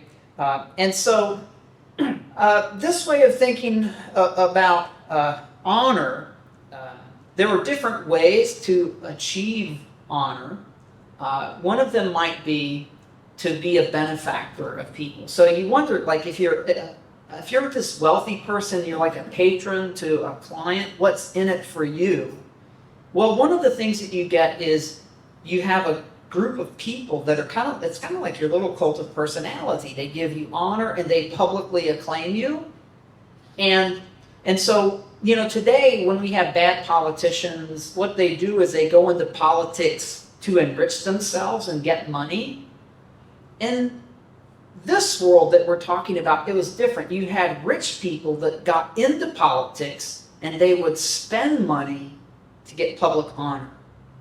And, for them, a great thing was someone's going to put up a statue of me in a prominent place, and it's going to have an inscription to me saying how great I am. And on that inscription, it's kind of like they put their CV on the inscription, right? It will list all of my honors, all of my achievements, all of my titles. And so to play the role of a benefactor is something they're willing to spend their resources on to get that kind of honor. Um, and so that's part of what's in it for them. And of course, they can advance. They can move up to higher positions with even greater honor if they're able to do this enough. Okay, and so this is present in Thessalonica. You have this between persons, but you also have it between cities. So in this sense, Rome would be like a higher status city than Thessalonica. They would be in the position of benefactor, and Thessalonica would be a client city. They would think this way as kings too, by the way. I mentioned Herod before, Herod the Great. Herod was a friend of Caesar. Augustus Caesar had basically made him king and gave him some armies to help him conquer Israel from rival forces. And so he's like the benefactor, and Herod is a client. It's a client kingdom or vassal kingdom of Israel. It's a client king in a relationship with a benefactor king. Okay, and so Rome is a benefactor in various ways. One of the ways, things like the Ignatian way, giving them certain advantages as they demonstrate loyalty, as they give honor to Rome, and these accrued over time, some of the things that I've already mentioned. One of the ways that Thessalonica, in turn, could give honor to Rome would be things like the imperial cult. Okay? And so this is something that we should be aware of that's going on. It's going to be a big thing in a lot of the different cities that Paul goes to. But by the way, this way of thinking was not limited to Greco-Roman people in that time. It's evident in Jewish thinking too. If we think about Paul, for example, and we can read a little bit in his letters and we get some idea. He talks a little bit about his former life and the way that he used to think. And in some of those letters, it reveals this kind of thinking too. What Paul says in the letter to the Galatians at the beginning, he says, "In my former way of life, I was advancing over all my contemporaries in Judaism." And usually what he will then go on to do is to deconstruct that. And you see this in Galatians, you see it in Philippi. He will say, in fact, he will, in the book of Philippi, Paul will list his honors, as it will. He said, "Man, I was a Jew of Jews, of the tribe of Benjamin, circumcised on the 8th day. I could speak Hebrew," right? He would say all of these things. I was a Pharisee. As I mentioned in Galatians, I'm advancing over all these people. I was so zealous for the way of life of my fathers. I was a persecutor of the church. And then basically he says, I was so wrong. And he turns that whole way of thinking upside down. And so what Paul will then advocate is serve one another. Christ came to set us free, but don't use your freedom for yourself. Use it to serve one another. And rather than life being about climbing this ladder of status, he'll point to Jesus as our model, who starts off with the highest status, and he came down the ladder of status for our sake. And Paul says, you do likewise. Consider others' needs as more important than yourself. Compete to serve one another. And that's what God honors. So this whole way of thinking about honor and so forth, Paul will challenge and seek to overturn. And so in terms of this system of patron-client relationships, let me just put this here. You had this system of patronage quite widespread in Thessalonica. You had The other thing at this time you have to understand about society is that not only is honor kind of a zero-sum game, like the economy is kind of a zero-sum game. And this is true of many agricultural-based societies. There's not a lot of economic mobility. Land is really the basis of like money and economic power. And so a lot of what you wind up having is you have a very tiny percentage of people that are of elite status. And, you know, in recent years, we hear this phrase thrown around, oh, there's the 1% and 99%, and 99%, you know, resent the 1%, and 1%, these filthy, stinking rich people and this kind of stuff. But actually, you know, in economic reality today, the people who were in the 1% a year ago are probably not the 1% this year. People move in and out of where they fall relative to the economy. But in Roman times, it wasn't like that. There was not this kind of economic mobility. And in many cases, you're born into a certain position in life, and that's where you'll be, and that's where you'll live, and that's where you'll die. And so you had a huge class of slaves. And of course, when we think of slaves, that's not always like a bad thing, like someone out in the fields in a loincloth getting whipped as they're, you know, picking cotton or something. We might have this kind of imagery in our mind. Some slaves are kind of like that. There are slaves that are working in mines. That's kind of the worst of the worst. They probably won't live too long. There are some slaves that are on galleys, you know, pulling the oars of the big ships. But a lot of slaves were like urban people that, you know, life wasn't so bad. It was very common to be a slave. And if you're the slave of some really high and mighty guy, it's actually pretty good, right? And you know, some of your duties might be like scribal duties, right? It could be making arrangements for your master to do this, that, or the other, right? There was a lot of things. It was normal for people to be a slave in a way it's not today, right? I've never met a slave. I don't know if any of you have, but it would be like just a regular Monday, you know, to bump into slaves at the market, or just to be a slave. That was a normal existence for people, okay? And there's no aspiration to anything better. What you know, if you're not a slave to this rich person, what will you be, right? And there are other, like, you know, shop owners and merchants and stuff like that, but they tended to, you know, eke out a living.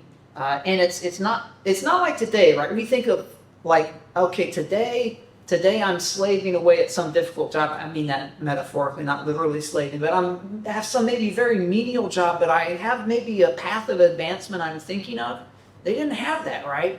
So in that kind of circumstance, economically, it makes this patron-client relationship makes a lot of sense, right? It kind of maintains a social equilibrium, and so it's kind of like the safety net. You know, your patron is not going to let you starve, and you want to get in a good kind of patron-client relationship with someone, and there will be this kind of interchange, if you will, of goods and services, kind of quid pro quo between someone of higher status and lower status, that will be of benefit to you. And to a certain extent, the honor of your patron, you inherit some of that somewhat.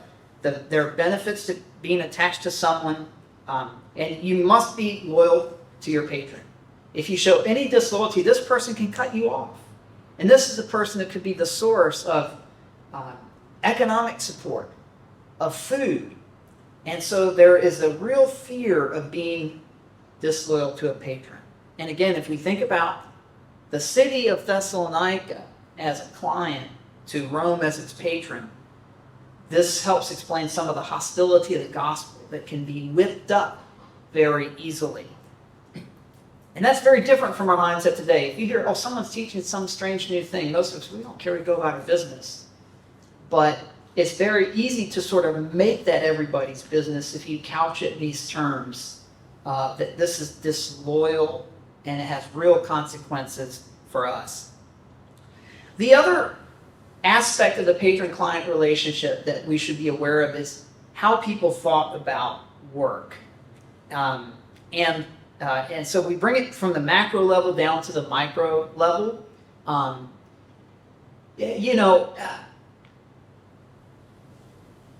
Let me see if I can put this in. I don't want to offend anybody, but there are certain people that do certain jobs that we might run into, and we might think, this job, I don't look down my nose at someone doing that job, but I think to myself, my parents probably would object if I said, like, when I'm like maybe 15 to 20 years old, if I said, I want to do that when I grow up. Have you guys ever experienced that? Your parents, especially if you're Chinese, my wife is Chinese, I know this, right? Doctor, lawyer, engineer, you got these real high prestige occupations kind of a thing, right? Businessman, successful, but let someone else do some of these other jobs. And they're necessary for society to be done. Now, we know as we interact with these people, we're polite to them, we treat them well. We don't think less of them as persons for doing that. We don't have a negative attitude towards work and physical work and labor, right? Even though, of course, we all have aspirations, and especially like for our kids, we have high aspirations. We want them to be achieved. We want them to have high prestige jobs. But we don't treat people any differently, usually, especially as Christians, we shouldn't, right? If they do like menial work. But in this kind of mindset, there was a negative attitude towards work. And some of it goes back even to Greek thinking, right? The life of leisure, working with your hands is a bad thing, a negative thing. With this client-patron type of relationship, you have this sort of, in a sense, you have a bunch of parasites, Basically, I'd say, this guy's a shark, I'm a sucker fish, I'm going to attach myself to him and ride on them. This term rent seekers is another one that you have. And this is going to be significant in Thessalonica, significant in Paul's letters, because apparently you have a certain number of people, and in different churches that Paul was involved with, different congregations he set up, he had different people of different social standing. But apparently in Thessalonica, you have a lot of people that are in these sort of client relationships. And if we think about being a Christian, and how does that threaten those kind of relationships? Especially if opposition has been whipped up, because this is the strange new teaching talking about another king, and we just can't have any perception of disloyalty. So you can imagine perhaps that if you are a low status person that has become a Christian, your patron is probably not going to think too favorably about your involvement in this kind of a thing. It endangers that, right? So you have a lot of people then that their own status in society is very threatened, and their economic support. And so some of the ways that this shows up in the letter to the Thessalonians, in a couple of ways. One is that there is a group of people in both 1st and 2nd Thessalonians that Paul has to encourage. You really should work to provide for yourself. And maybe that's a really foreign concept to their previous way of life, where they were in this relationship where some of the necessary things of life are provided as long as they show loyalty. But being a Christian maybe is perceived to be disloyal in a macro sense to Rome and to the Roman Emperor, and disloyal to the patron too, who wouldn't want you involved in that kind of thing. Maybe that relationship is over. And Paul is saying, you should not be idle. You should be supporting yourself. You can do work, and you can support yourself. And Paul himself will model a different kind of attitude. Paul, though he came from a family of Pharisee, obviously somewhat of a high status family. We don't know a lot about his family, but Paul was born as a Roman citizen in the city of Tarsus. So that meant that either Paul's father or his grandfather before him had somehow acquired Roman citizenship, and then he was born into that status. He's well educated. He was a teacher of the law. And it's probably being a Christian that meant that he had to also be able to make a living with his hands. And in terms of his family background, it has been speculated, we don't know because Paul doesn't give us all these autobiographical details. But the fact that he was a tent maker, it's probably he learned that trade through his family. And some have wondered perhaps, and this is what I call God-honoring speculation. We take it for what it's worth, but we really have no way of knowing if it's true or not. But it is a reasonable speculation that perhaps his father or grandfather in tent making did something for the Roman army. I mean, who needs a lot of tents, right? And who can confer a Roman citizenship? Maybe it was something like this. But at any rate, Paul has to fall back on making a living with his own hands. And I can imagine probably making tents is not a great profession from a Jewish perspective. Dealing with animal skins, dead things, and stuff like that. Paul is going to make a lot out of his own example. That, one of the things that he does when he goes into a new place, you see this in several of the cities that he goes to. Maybe there's no Christian congregation there. Nobody's heard of him or whatever. He'll go in the synagogues. He'll preach first.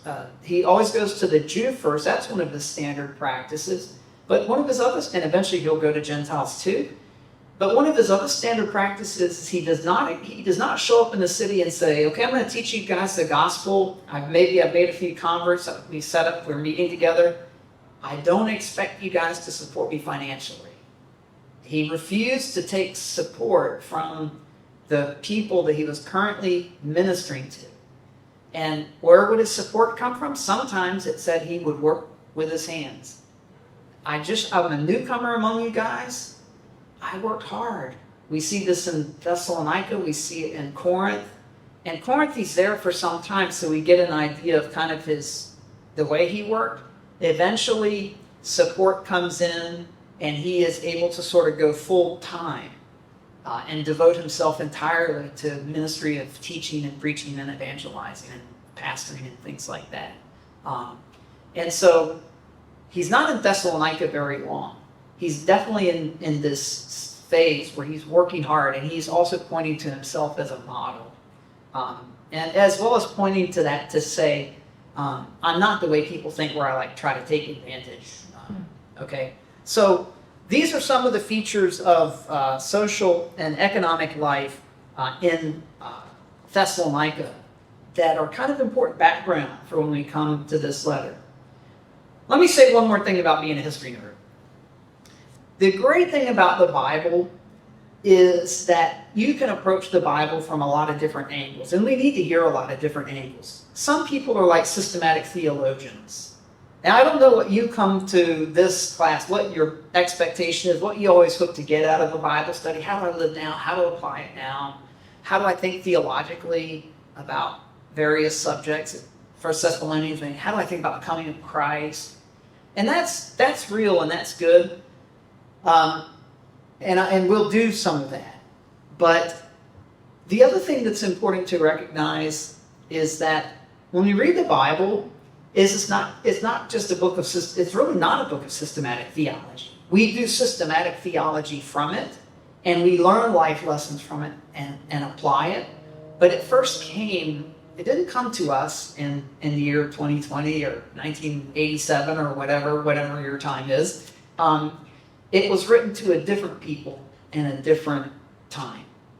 We worship a God who is not just on some esoteric plane. He is a God, one divine person of a Trinity, the one God who is three persons, who takes on flesh and becomes a human being. And that means he has to come as a human being. He's not just anybody and everybody. He's born to specific parents in a specific place. He comes to Bethlehem and lives in Galilee. And Christianity is a historical religion, in short, right? And so when Paul wrote, he's doing contextualized theology for the people that he is speaking to at that time.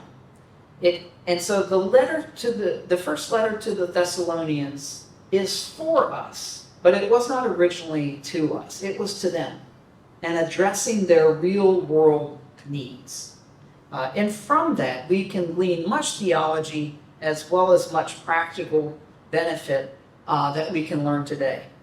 So that is my apology, if you will, my defense. Not saying sorry, but my defense for paying attention to the history. This came to a real place. And I'm convinced if we're willing to invest a little bit of work to sort of understand that place, then we'll understand what Paul said better. And we will also make appropriate application to our lives in our time and place. Because we can say, well, Paul said this, how was their time and place like ours, and how was it different from ours? And then how do we then, what would, we can then maybe imagine, what would Paul's sort of stance be towards us today? What would his thinking be about, the way we live our lives here? And how do I live as a Christian with the realities that I know? And I'm convinced that this helps us to do that. Let me say a little bit about religion. And by the way, any comments or questions on some of this social and political and economic realities? It's a patron-client relationship. I mean, maybe not used to hearing about such things when we read the Bible. You guys good? Okay, we'll go a little bit longer before we take our break. Let's talk a little bit about religion. Okay? Thessalonica, like most cities in the Greco-Roman world, is a very pluralistic place. And, as a port town, also Corinth was a port town too. And what you see in these places is that they tended to have a great deal of religious pluralism. And you had a lot of people coming and going from many places. And so, of course, you have the Greek gods. And here you can see on the picture Poseidon and Aphrodite. These are Greek gods. But you also had Asclepius, who was a god of healing. You had Aphrodite, and well, you know what she's about, right? Goddess of love and all of that sort of a thing. And Demeter, a goddess having to do with grain. These were quite prominent. Zeus, I don't have a picture of, but you guys all know Zeus, right? Just the big white beard, thunderbolt, right? You also had Egyptian gods that were worshipped. And a few that are pictured there, Serapis and Isis. And these are from Egypt. You also had some other gods as well. All of these are worshipped. All of these had temples there. But I want to talk about a few other gods. I mentioned the Kabiri, that were these brothers that were protectors of seafarers and sailors. And I also have on the slide Dionysus, which is a statue of him that's pictured there. Dionysus, probably you familiar with, kind of the god of wine and partying. And among Romans, he would be referred to as the god Bacchus. And there are certain things in common that these gods had. The Kabiri and Dionysus. What they were noted for in terms of, the way these gods were sort of celebrated or observed was kind of outrageous, out of control, excess, frenzied celebration Some of these others were more sort of like the worship of them was more sober. People have a need, they want to go to like Asclepius for healing and that kind of a thing. But when you have a God that is dealing with, wine and feasting and partying, you can imagine that the celebration of that deity is probably not something that as a Christian we want to be anywhere near that, right?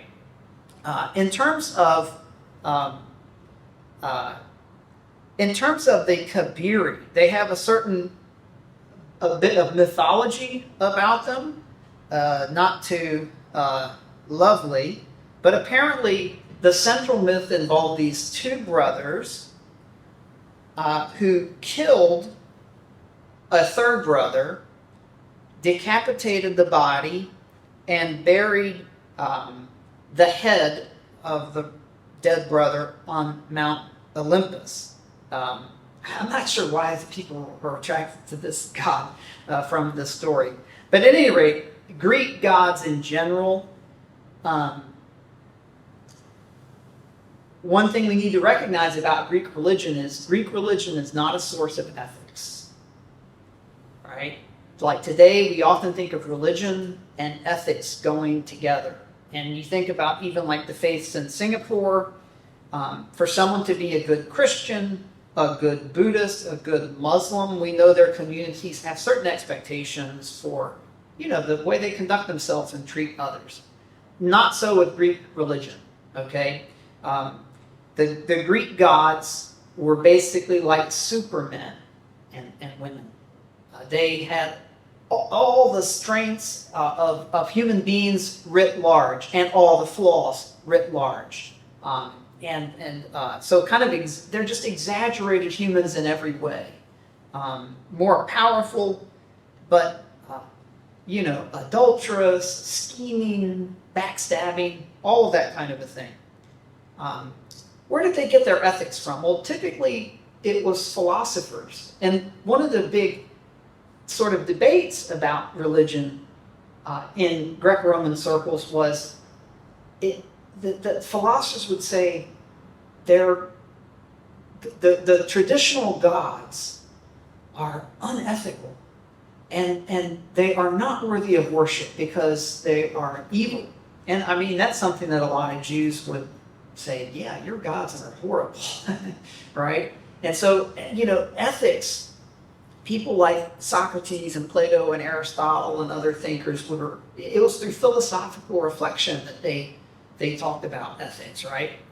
And thought about that. So we don't get that from the gods.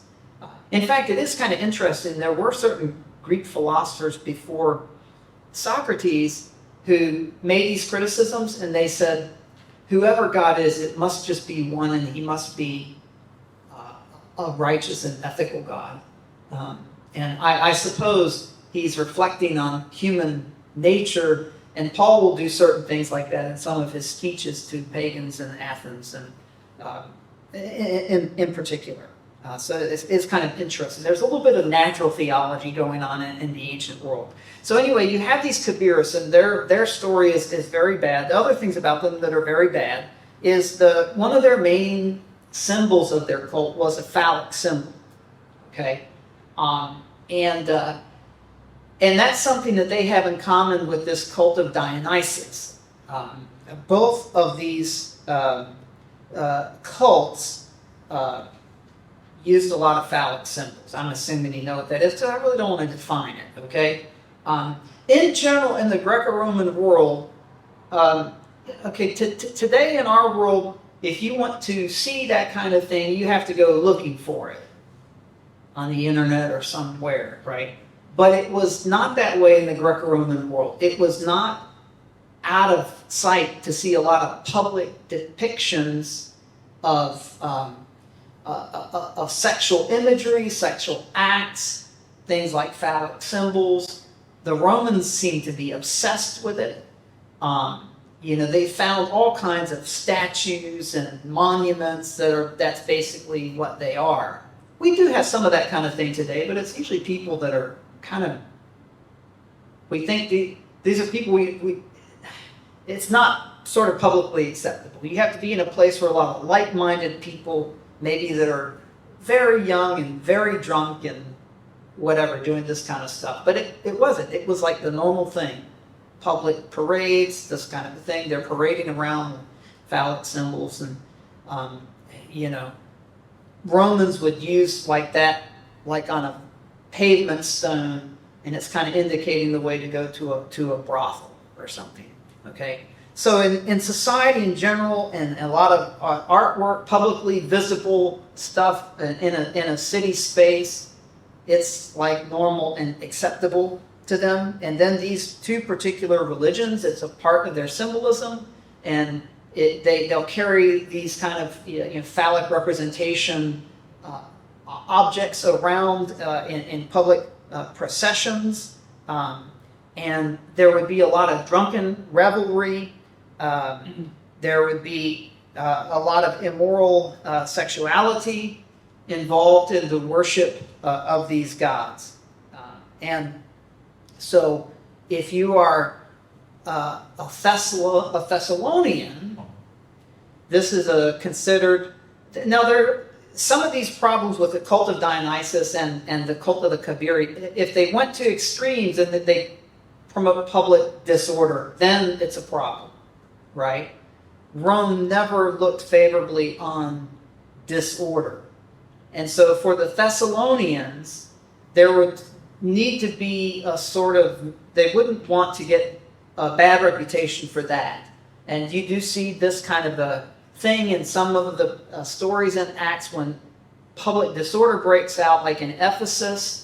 The city official says, look, you guys almost caused a riot, and we have to sort of give an account of this, and we're going to get in trouble, right, with Rome. So, even among pagans, sometimes these kind of cults would go into disrepute if the observance of them really got out of control. And that did happen at times with the Kabiri and the cults of Dionysus, okay? But in terms of that kind of approach to sexual immorality being very public, depicted in public ways, and participated in, is sort of publicly acceptable. The other thing about social life that we should know, and we're kind of moving a little bit from just religion, so-called, to social, but it kind of overlaps here, is that it was expected that males would avail themselves of have sex at multiple opportunities. So there's a definition of adultery that was operative at this time. What is adultery? Adultery is having sex with another man's wife. Wasn't that what it is? No, hear it very carefully. Adultery is having sex with another man's wife. Meaning, as long as, if I'm a man, as long as I'm only having sex with someone that is not another man's wife, it's okay. So a single man would be judged as guilty of adultery if he has sex with a married woman. She belongs to another man. Once he's married, but he can still have sex with female slaves, prostitutes, any available single woman, and it was kind of expected that he would do so. It was viewed as normal, viewed as his prerogative. Of course, women, it's different. There's very much a double standard, of course, right? For a woman, for her to commit adultery is just having sex with anyone besides her husband, okay? That's the way they thought about sex and what they thought about sort of what are the obligations of marriage. And that's going to be relevant too, because Paul is going to have a lot to say to the Thessalonians about what really God expects of them. But this was the sort of culture in the background that had formed their thinking. And they even had a thought, I forget this exactly, it just sort of came to me, but I might be a little bit inaccurate here, so forgive me. But some Greco-Roman person said something to the effect of, wives are for producing honorable children, particularly sons, as heirs. Mistresses are for love. and prostitutes are just for, pleasure when we need that. So that's kind of what was considered as the acceptable thinking. And obviously Paul needs to turn this upside down, because that's not the way God thinks about these matters.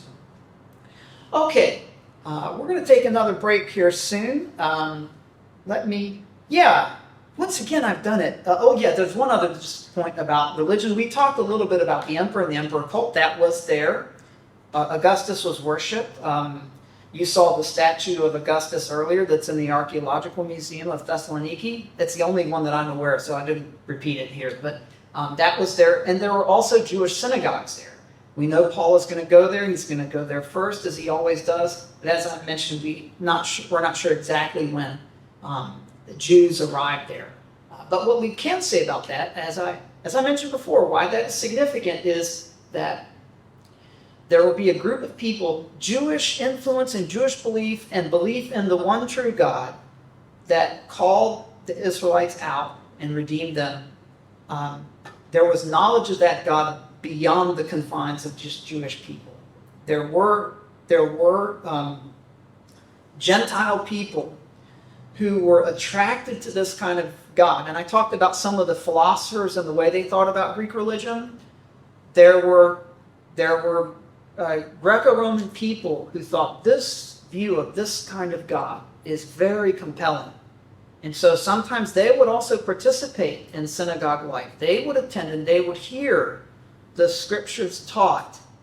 And they found this understanding of God to be quite compelling. But they were not Jews. And some people did become Jews. We call them proselytes. But if you're a man, it means adopting a whole set of cultural practices. It means being circumcised.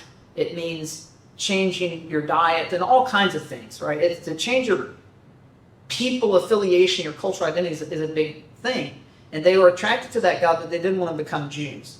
Some, a small number did, but most are in this category of what we call God-fearers. And so this is something that when Paul comes with the gospel, these people they've heard about this God before, but they maybe haven't heard about this new thing that has happened, that God has done in the person of Jesus, that Paul's going to tell them about. Okay, that's all I'm going to say for this segment. Any comments or questions before we take our last break? I am honestly asking for any comments or questions. When we come back from the break, my plan is we're going to talk a little bit about the person Paul, some important formative influences on him, and some background of his story before he comes to Thessalonica, and then we'll talk about the second missionary journey when he he comes to Thessalonica for the first time. That we'll see. We'll probably might have time to say a little bit about the first chapter of Thessalonica, but that's kind of the agenda. Comments, questions, or is it coffee? Yes, brother. So how is it that some of the thinkers and philosophers are able to think beyond the cultural context based on this kind of Greek background with all the strange gods and deities? How are they so different in terms of values and ethics when the world that they live in is so depraved? Well, that's a great question. I think the reason is this: because we are created in the image of God. And what that means then is that Paul draws on this in his speech to the Athenians. And he says, some of your own poets say things like, we are his offspring. And he's quoting a pagan poet. And he said, if we are God's offspring, then we shouldn't think that God is in any way like these idols of, wood and stone and gold, precious material, whatever. These things need to be taken care of. But the one that, we can have maybe in our background, Paul didn't say this, but there's a whole critique of idolatry, like from the prophet Isaiah. He says, they have eyes, but they do not see. They have ears, but they cannot hear. They have mouths, but they cannot speak. And he says, those who worship them will become like them. And he says, this fool cuts down a tree. He takes a block of wood and he with part of it he makes a fire, with part of it he makes an idol. And he says he's too stupid. Now, by the way, you don't say this to your idol worshiping friends because, but for Isaiah, idol worshipers are out there, right? But this is what he's saying. The Jews are some of them were suckered into idolatry, right? So there's there's talking the truth, but there's also addressing people, right? So anyway, he says, too stupid to realize I made it, but half of it I burn in the fire, half of it I say, oh, you are my God, and I bow down to you. And a human being makes the idol. In so many ways, an idol has to be not like the true God, or like what God is. If you say that we are his offspring, then we should not think of God having a nature like that. So, if we are made in God's image, and even as sinners, what that means then is we are created for relationship with God. It means that there are certain fundamental religious truths that we have access to, even if we don't want them to be true. In Romans, Paul says it's obvious there's a creator. And the two things that he cites are basically through what has been made. He's aware of God. You're aware of God through what has been made in chapter 1. In chapter 2, the experience of the conscience within that condemns us when we do wrong. Now, this kind of internal witness or testimony of God is not foolproof. It's not sinner-proof, maybe I should say. Because we can ignore it, we can silence it, and we maybe have an experience of this, of doing of evil. The first time we do something that's really wrong, maybe our conscience is screaming at us very loudly not to do that. Maybe steal something or whatever.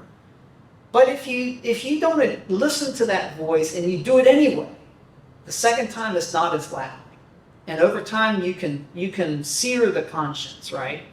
And so when I think of people of other religious systems, some of their doctrines may be really horrible.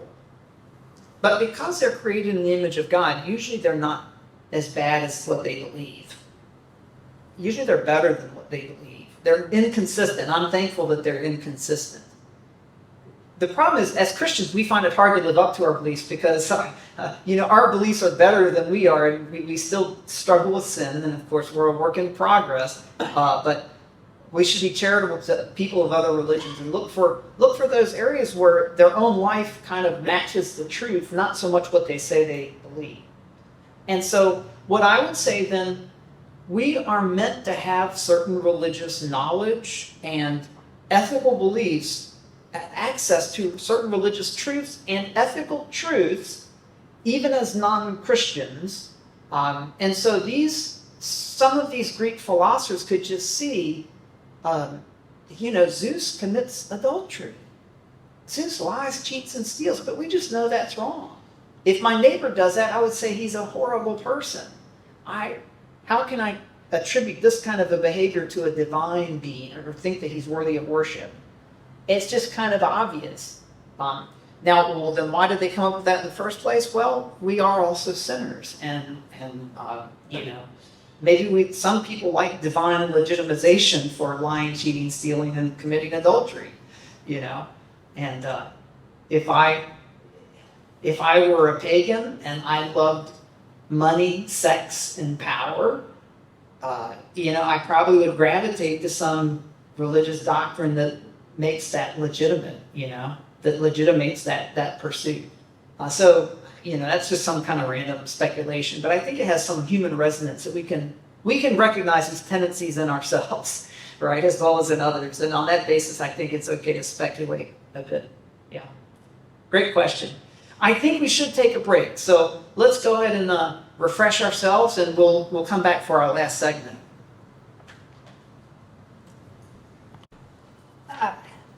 Let's talk a little bit about Paul and how he got to Thessalonica. And we are pretty familiar with the story from the book of Acts, so I think I can just sort of remind you of some things, call some things to your mind. We just want to hit a few high points of the story from Acts. And of course, when we're talking about Acts, the tone is set for us straight away in Acts 1:8 that the mission that Jesus gives to his followers, that soon they will be baptized with the Holy Spirit in verse 5. And then he says in verse 8, you will receive power when the Holy Spirit has come upon you. You shall be my witnesses both in Jerusalem and in all Judea and Samaria and even to the remotest part of the earth. And so, of course, this happens with the 11 disciples as well as some 120 other believers that are gathered together in Jerusalem. The Holy Spirit comes down on them. They're speaking in other tongues. And all of these believers, each individually, are going out into the streets, as it were, and talking to the people there, and they're hearing them in their own dialect. And so there is this tremendous evangelistic outreach. For the first several chapters of Acts, the ministry is situated in Jerusalem, and they are winning converts among the Jews. Some of them are local, Palestinian Jews, Aramaic-speaking Jews. Many of them are Jews from the diaspora. At the Festival of Pentecost, there are many Jewish pilgrims that have come from the Greek-speaking world and are visiting for that. Apparently they stay because they've just become believers in the Messiah and they need to know more about this Messiah. And so, the church has this, all of a sudden we've got 2,000 people and, they're not going back to their houses and jobs. What do? Well, we share. And then, in Acts 4, you got another couple thousand that join. And so it's just really exciting, but pretty much the gospel is still centered in Jerusalem. Some of these people will eventually go back. That's probably how the church in Rome was founded. I mean, we don't know who founded that church, right? There's no story of, it's there before Peter ever goes there, before Paul ever goes there. So some people stay in Jerusalem. Some go back to wherever they came from, okay? In chapter 6, we have a significant development. The 11 apostles, well, they do get a replacement, don't they, for Judas Matthias. But anyway, the 12 are a body of basically Galilean, Aramaic-speaking Palestinian Jews, okay? And they have an important role, but they're not going to be as important as what the development in chapter 6, where you have these Hellenistic Jewish Christians that are going to take a more active role in the spread of the gospel. So chapter 6 tells us about this, first of all, this conflict that the Greek-speaking widows are not really being cared for, and so they want to rectify a problem, and the proposal is you, Greek-speaking believers, identify 7 men full of the Holy Spirit, and you'll sort of be in charge of this, right? And that way we can be sure that they're taken care of. We can devote ourselves to the ministry of the word, okay? We often think of this as that's how deacons started in the church. The guys that turn on the lights and set up the chairs or whatever. But actually, if you look at the description of these men and the way the stories told about them, they really are quite significant, right? The same kind of things that Peter and Paul are doing, Stephen and Philip are doing in the chapters ahead. And Stephen in particular, attention is drawn to him, and it says about him that he is, full of the Holy Spirit and wisdom, and he's speaking in chapter 6, verse 9. He's doing signs and wonders, actually, and he's speaking in various synagogues where other Greek-speaking Jews are.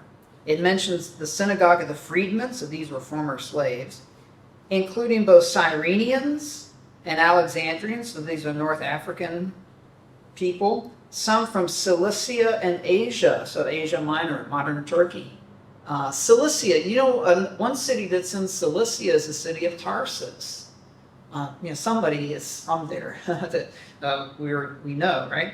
And they cannot deal with, they have no response to Stephen. And it says in verse 11, then these Jews that were opposed to him, says, they secretly induced men to say, we've heard Stephen speak blasphemous words against Moses and against God. And they stirred up the people, the elders and the scribes, and they came up to him and dragged him away and brought him before the council. They put forward false witnesses who said, this man incessantly speaks against this holy place and the law. For we have heard him say that this Nazarene Jesus will destroy this place and alter the customs which Moses handed down to us. So this is a rather significant accusation. And of course, there's a trial of Stephen. And in chapter 7, he gives this speech where he doesn't back down. And it winds up at the end. He says, they're very angry at him at the end of chapter 7. And it says in verse 55, being full of the Holy Spirit, he gazed intently into heaven and saw the glory of God and Jesus standing at the right hand of God. And he said, behold, I see the heavens open up and the Son of Man standing at the right hand of God. But they cried out with a loud voice and covered their ears and rushed at him with one impulse. And they drove him out of the city and stoned him. Do you have any idea why this saying that he said upset them so much at this point? That he sees a vision, he sees Jesus standing at the right hand of God. Why does that make them, I mean, they're already angry, but that's like the straw that broke the camel's back. Now we're going to kill you for saying that. Not even going to bother trying to take you to some, we're just going to stone you. We're going to kill you. It's like out of control. It's a mob action. Why did they lose control? Why was that so bad? Maybe they think that anybody who sees God is dead. Maybe anybody who sees God is dead. Possibly. But I would suggest, if we think about where this took place, this is a meeting of the Sanhedrin. And the Sanhedrin, in a previous meeting, judged Jesus and put him to death.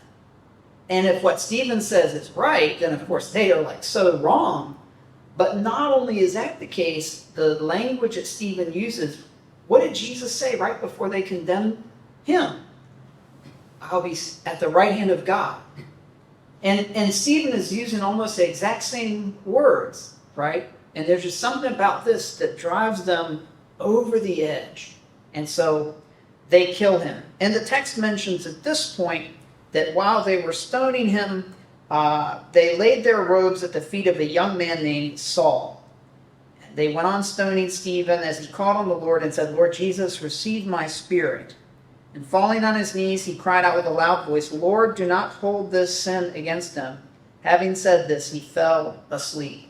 So Saul is introduced here, but I would suggest to you that Saul is perhaps in the background a lot longer than this explicit mention of him, because he was from Cilicia. He was a Hellenistic Jew. He's at home using Greek or Aramaic or Hebrew if he's dealing with the Old Testament scriptures. But, Luke sometimes introduces people in a soft way. And as we find out more about Paul and that he was from Tarsus in Cilicia, it makes sense that he's in one of these synagogues that is in the dispute with Stephen. Now, we don't know that was Paul like an interviewer. Was he one of the ones that secretly induced? I don't know. But he's present through this trial, right? He very likely is present in the events that sort of led up to it, okay? So anyway, Saul begins in chapter 8 his campaign of persecution.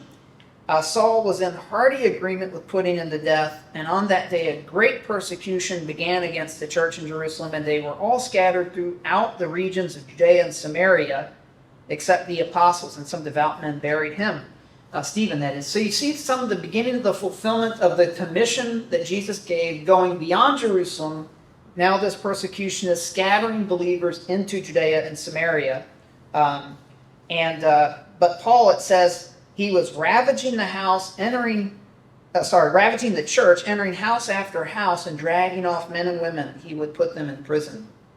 But anyway, they're scattering everywhere. And Luke goes on to tell the story about Philip and how he preached in Samaria and preached to the Ethiopian eunuch and so forth. So we leave Paul behind a little bit, and then we come back to him in chapter 9.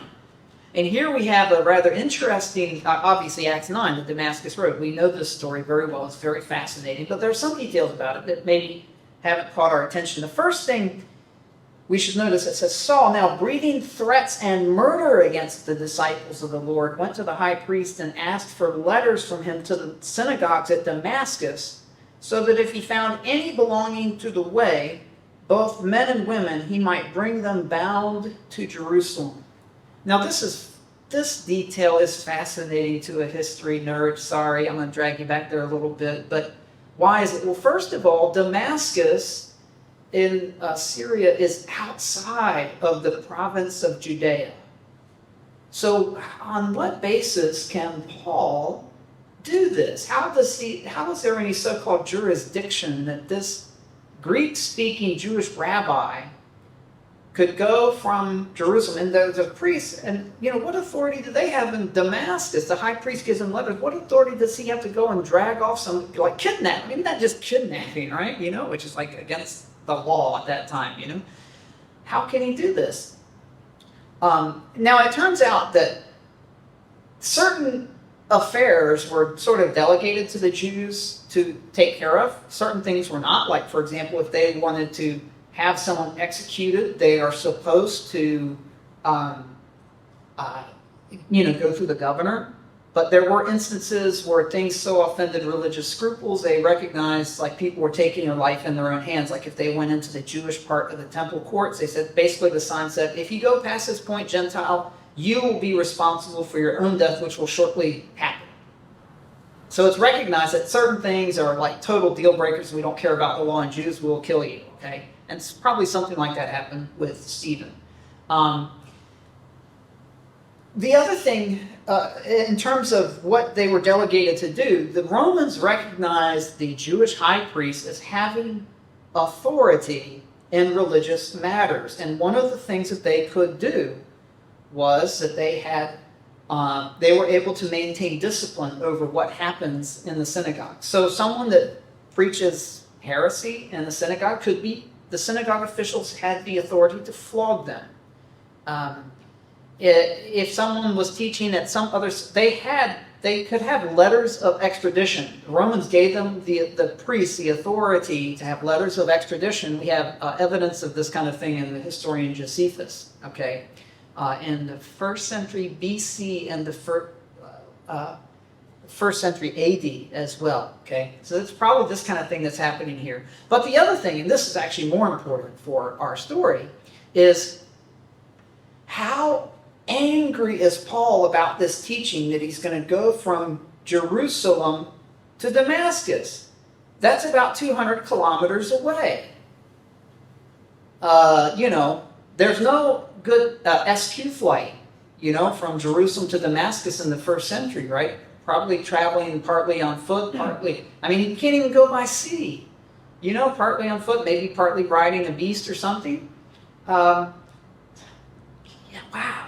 Paul is going to track. He heard that some of the people left the city and they went to Damascus, 200 kilometers away. He's going to go track them down. They're teaching this Messiah garbage there, and I'm going to bring them back.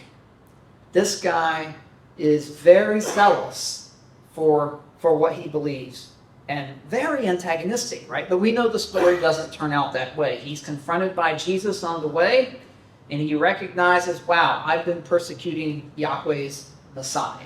The people that are faithful, following Yahweh's Messiah, I've been persecuting them. I'm so wrong.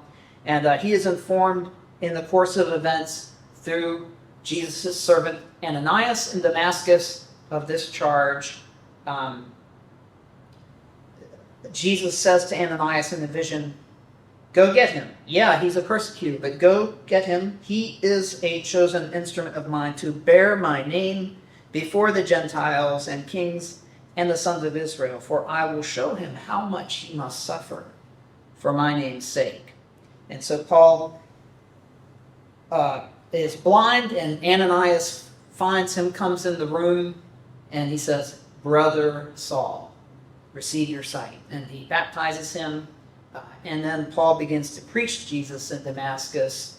And, chapter 9 goes on to tell the story. Eventually he goes back to Jerusalem. He's preaching Jesus. Jews are straight away coming to kill him. And he must be let down through an opening in the wall in a large basket. Now, so this is how Paul kind of comes to the faith. And if we skip ahead of the story, we see in chapter 13, Paul goes on his first missionary journey. He goes to various places. Oh, yes. Dr. Brian, just a quick question. Yes.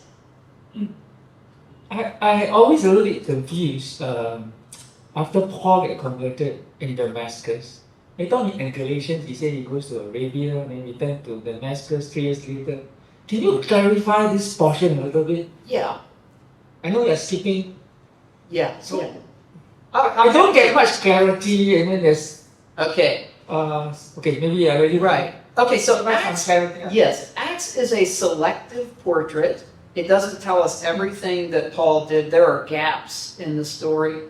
In fact, in Acts chapter 9, when it says that Paul spent many days in Damascus, probably 3 years passes by. Galatians is his own account of things. And when we understand Arabia, what we need to understand, we're not talking about the Arabian Peninsula like where Saudi Arabia is, but we're talking about the Roman province of Arabia, which is, if you think about like Israel and Jordan today, and the Jordan River, you have on the west side, the east side of the Jordan River is the country of Jordan. So in the old days, they say Cisjordan and Transjordan, right?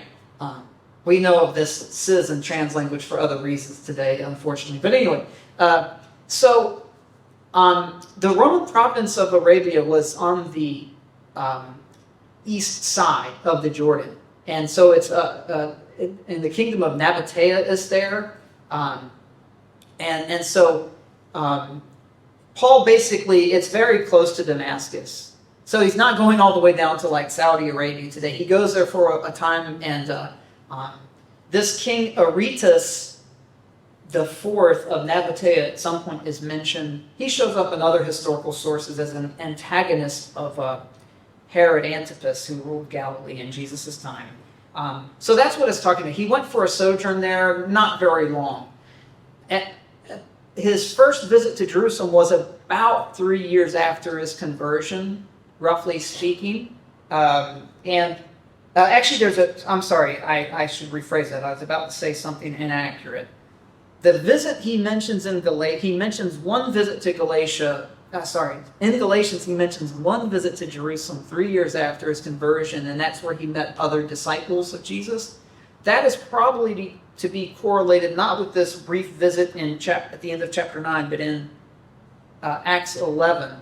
There is a visit where he goes to convey some famine relief. That is probably to be correlated with that Galatians visit there. Okay, so it's a good question. It's can get lost in some of the chronological details, but I think that is what's happening in these accounts. Luke's goal was not to give us like a total chronologue and give us a detail of everything Paul did. I mentioned one other way that he was selective. He didn't mention a whole lot of ministry along the Egnatian way to Illyricum that Paul mentions at the beginning of Romans. So he is selective, and there's a little bit of that going on here. I hope that helps. Maybe if not, if you have more questions, we'll do afterwards. And because I want to continue on with Paul's story for a bit, because there's some significant things I want you guys to see. So they went around to various places, went to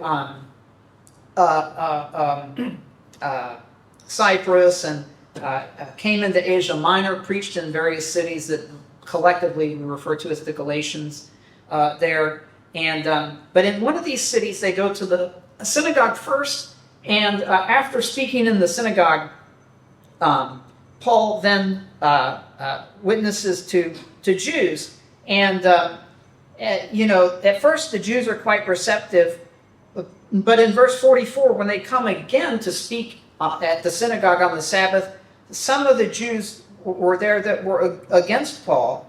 And Paul says, I had to speak to you first, but since you repudiate this and judge yourselves unworthy of eternal life, Behold, we're turning to the Gentiles, for so the Lord has commanded us. I've placed you as a light for the Gentiles, that you may bring salvation to the end of the earth. Quoting Isaiah 49:6, I believe. And so the Gentiles rejoice.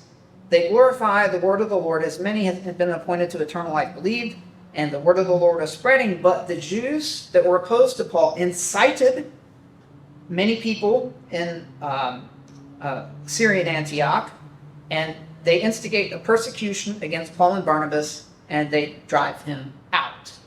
And he continues on to a few other cities in chapter 14. In he goes to various cities, and in every instance, at first, there's good ministry, but the Jews from the previous city, they say, oh, he went to that city. They follow him, and they try to undo his ministry. They oppose him.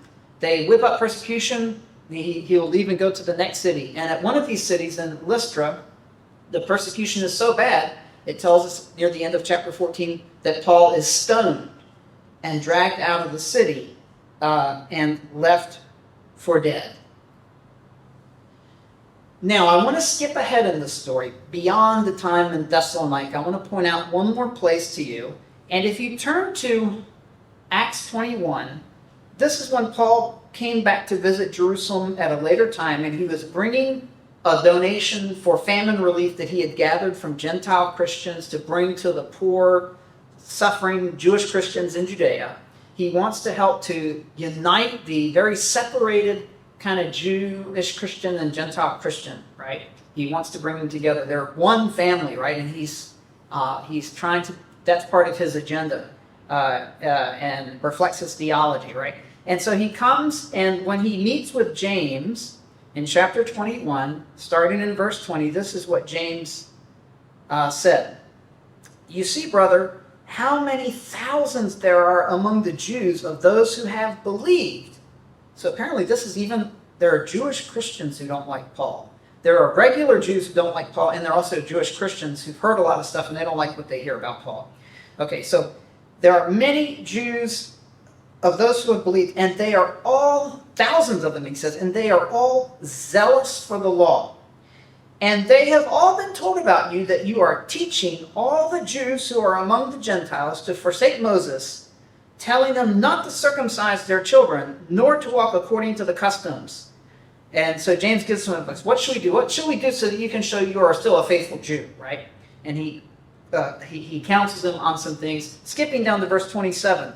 When Paul goes in the temple, some Jews see him there, and they recognize him, and they whip up the crowd. They stir up the crowd, and they say, Men of Israel, come to our aid. This is the man who preaches to all men everywhere against our people and the law and this place, the temple. And besides, he's even brought Greeks into the temple and has defiled the holy place. And the text makes clear that Paul had not in fact done that. He had not brought any of his Greek associates into the temple space that was for Jews. And so then they whip up this crowd and they capture him and they kind of start beating him up before some Roman guards intervene. Okay, so does that sound familiar? And you can cheat because I have another reference on the slide to Acts chapter 6. This is not the first time that some Jews have told a lie. I got a mosquito persecuting me up here, sorry. But this is not the first time that some Jews have told a lie about what a Christian Jew has said and incited a crowd against him. You see what I'm getting at? Who did this happen to before? Stephen. They whipped up opposition to Stephen. Remember, this is in the synagogue of the freedmen, the Alexandrian, Cyrene, and Cilicia, right? Or Tarsus is. Jewish opponents from those synagogues incited opposition to Stephen based on claims that he preaches against the law and against Israel, against the temple. And wow, now the same thing is happening to Paul. And the reason that I've pointed out these stories thus far is that that I see a pattern in the life of Paul. Have you guys noticed what it is?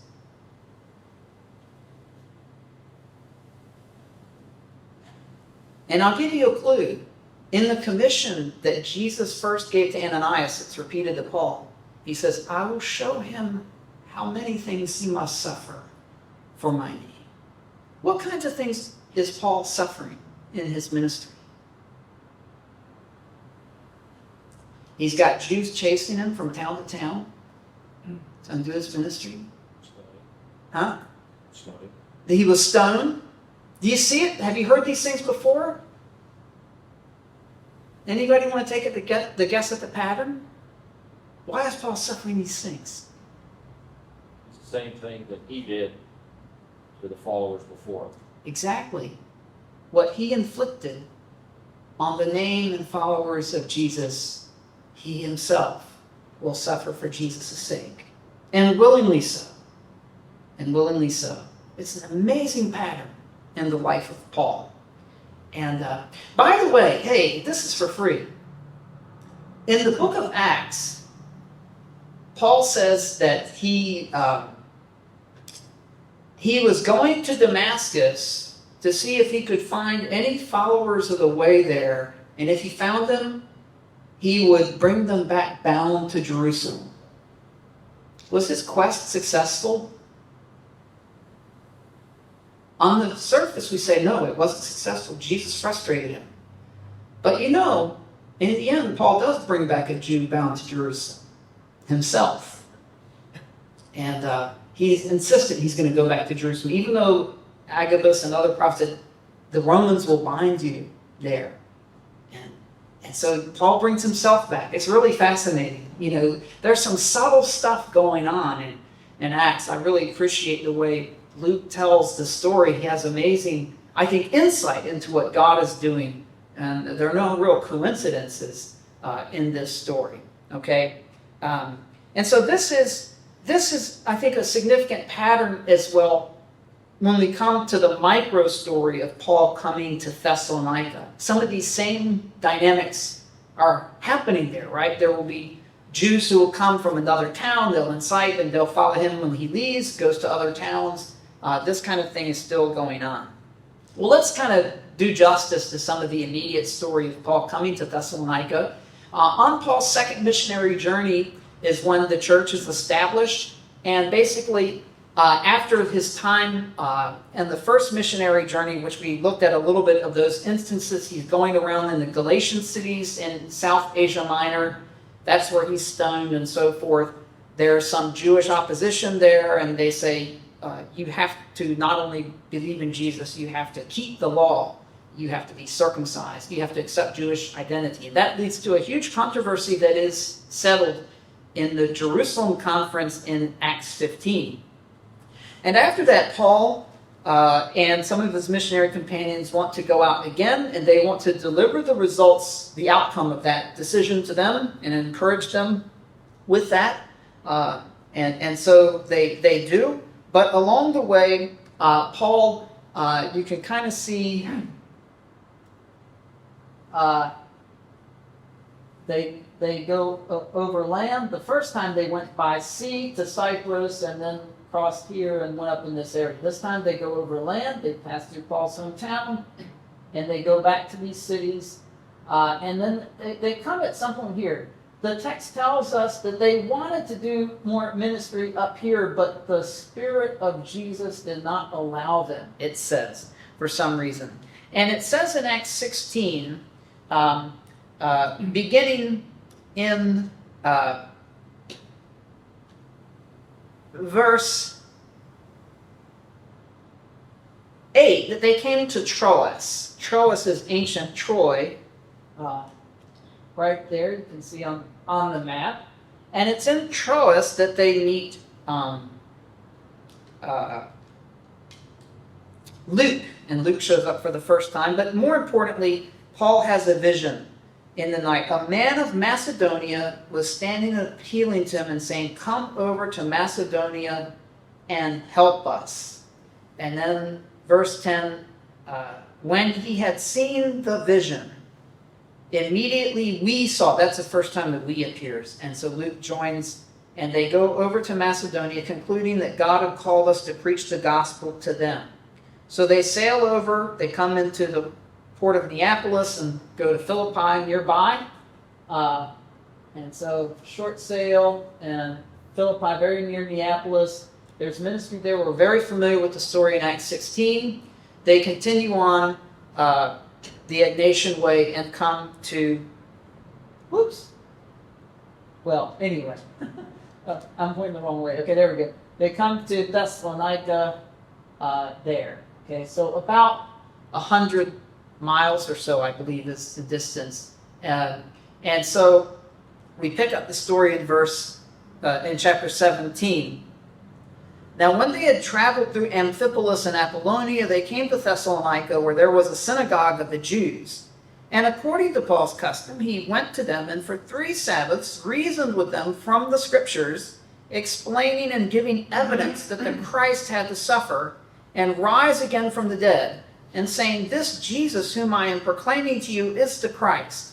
And some of them were persuaded and joined Paul and Silas, along with a large number of God-fearing Greeks, and we understand this term to mean the Greek believers in God, the one true God, oftentimes participating in synagogue activities and hearing teachings, but not willing to convert to Judaism, and a number of the leading women. But the Jews, becoming jealous and taking along some wicked men from the marketplace, formed a mob and set the city in an uproar, and attacking the house of Jason, a Greek Jewish believer. By the way, Jason is basically the Greek version of Joshua, or Jesus. They were seeking to bring them out to the people. When they did not find them, they began dragging Jason and some brethren before the city authorities, shouting, "These men who have upset the world have come here also, and Jason has welcomed them, and they all act contrary to the decrees of Caesar, saying that there is another king, Jesus."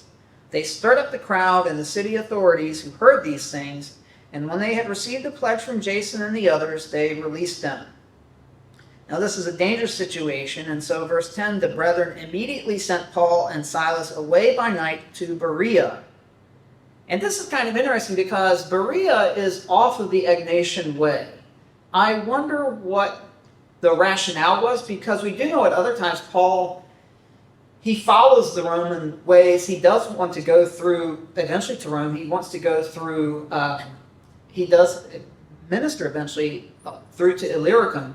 But now he goes off. I wonder if he went off because Berea was more off the beaten path. Maybe any pursuers would go down the Egnatian way and continue past him. But at any rate, he goes to Berea, and we're familiar with the complimentary way it speaks of the Jews in that synagogue.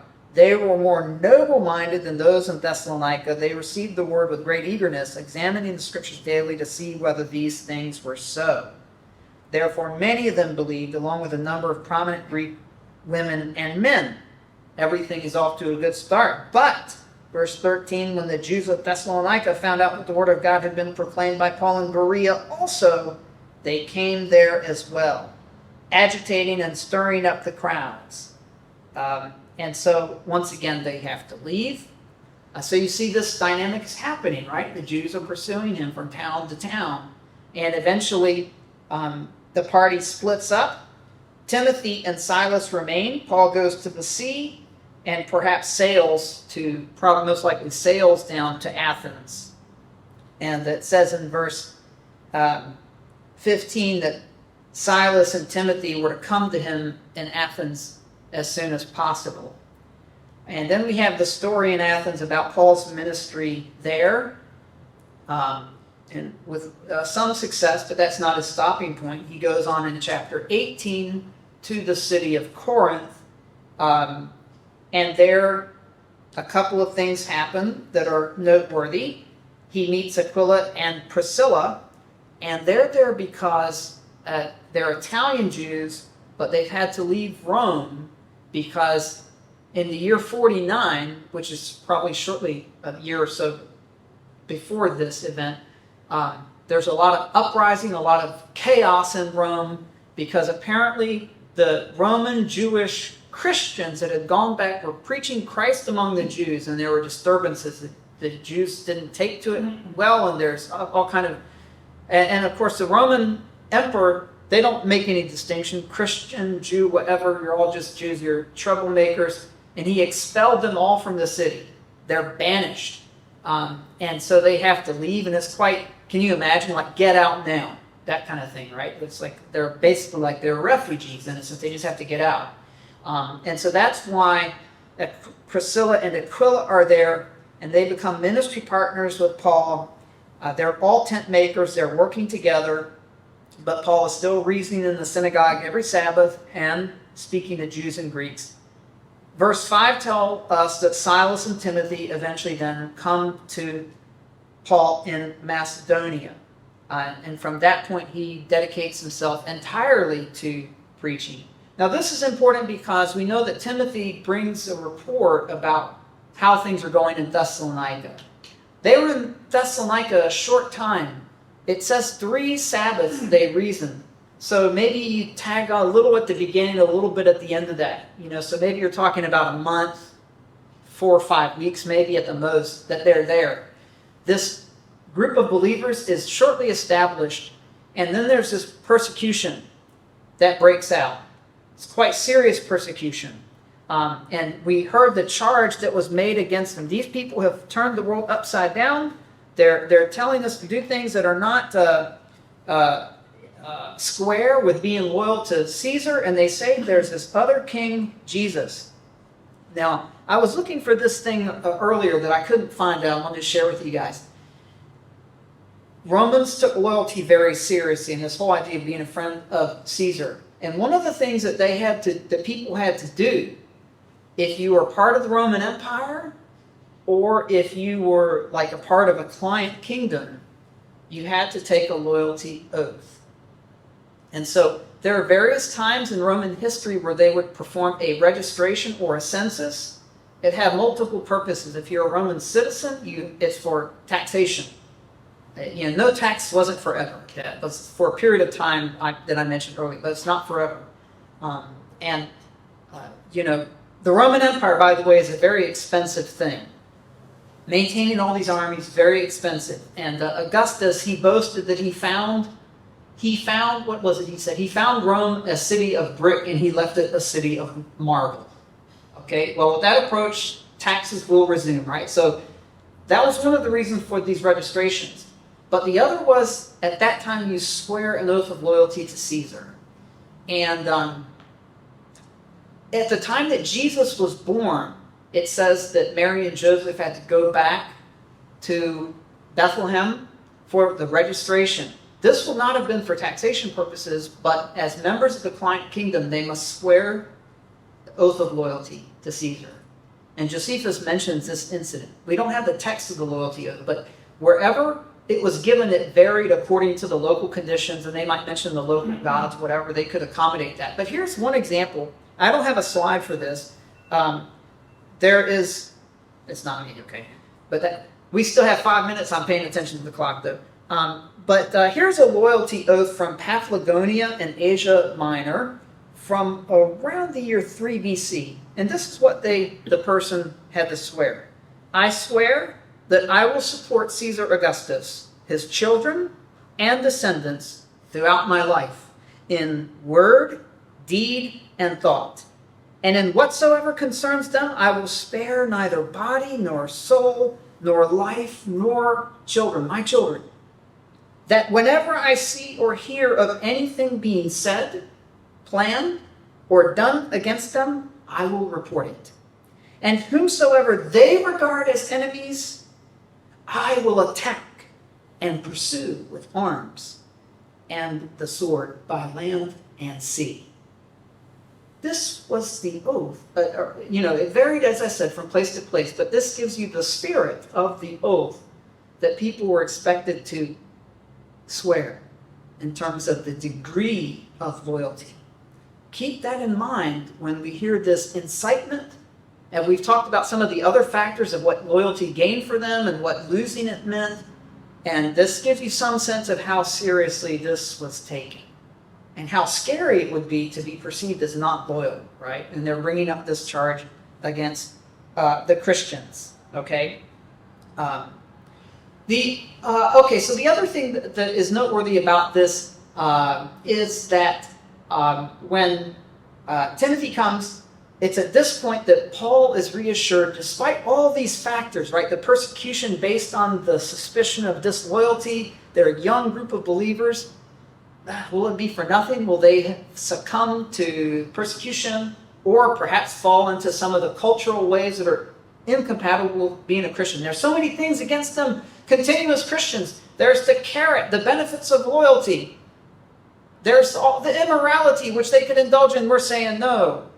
There's the stick also of the punishment for being perceived as disloyal. All of these things, right? Will they persist?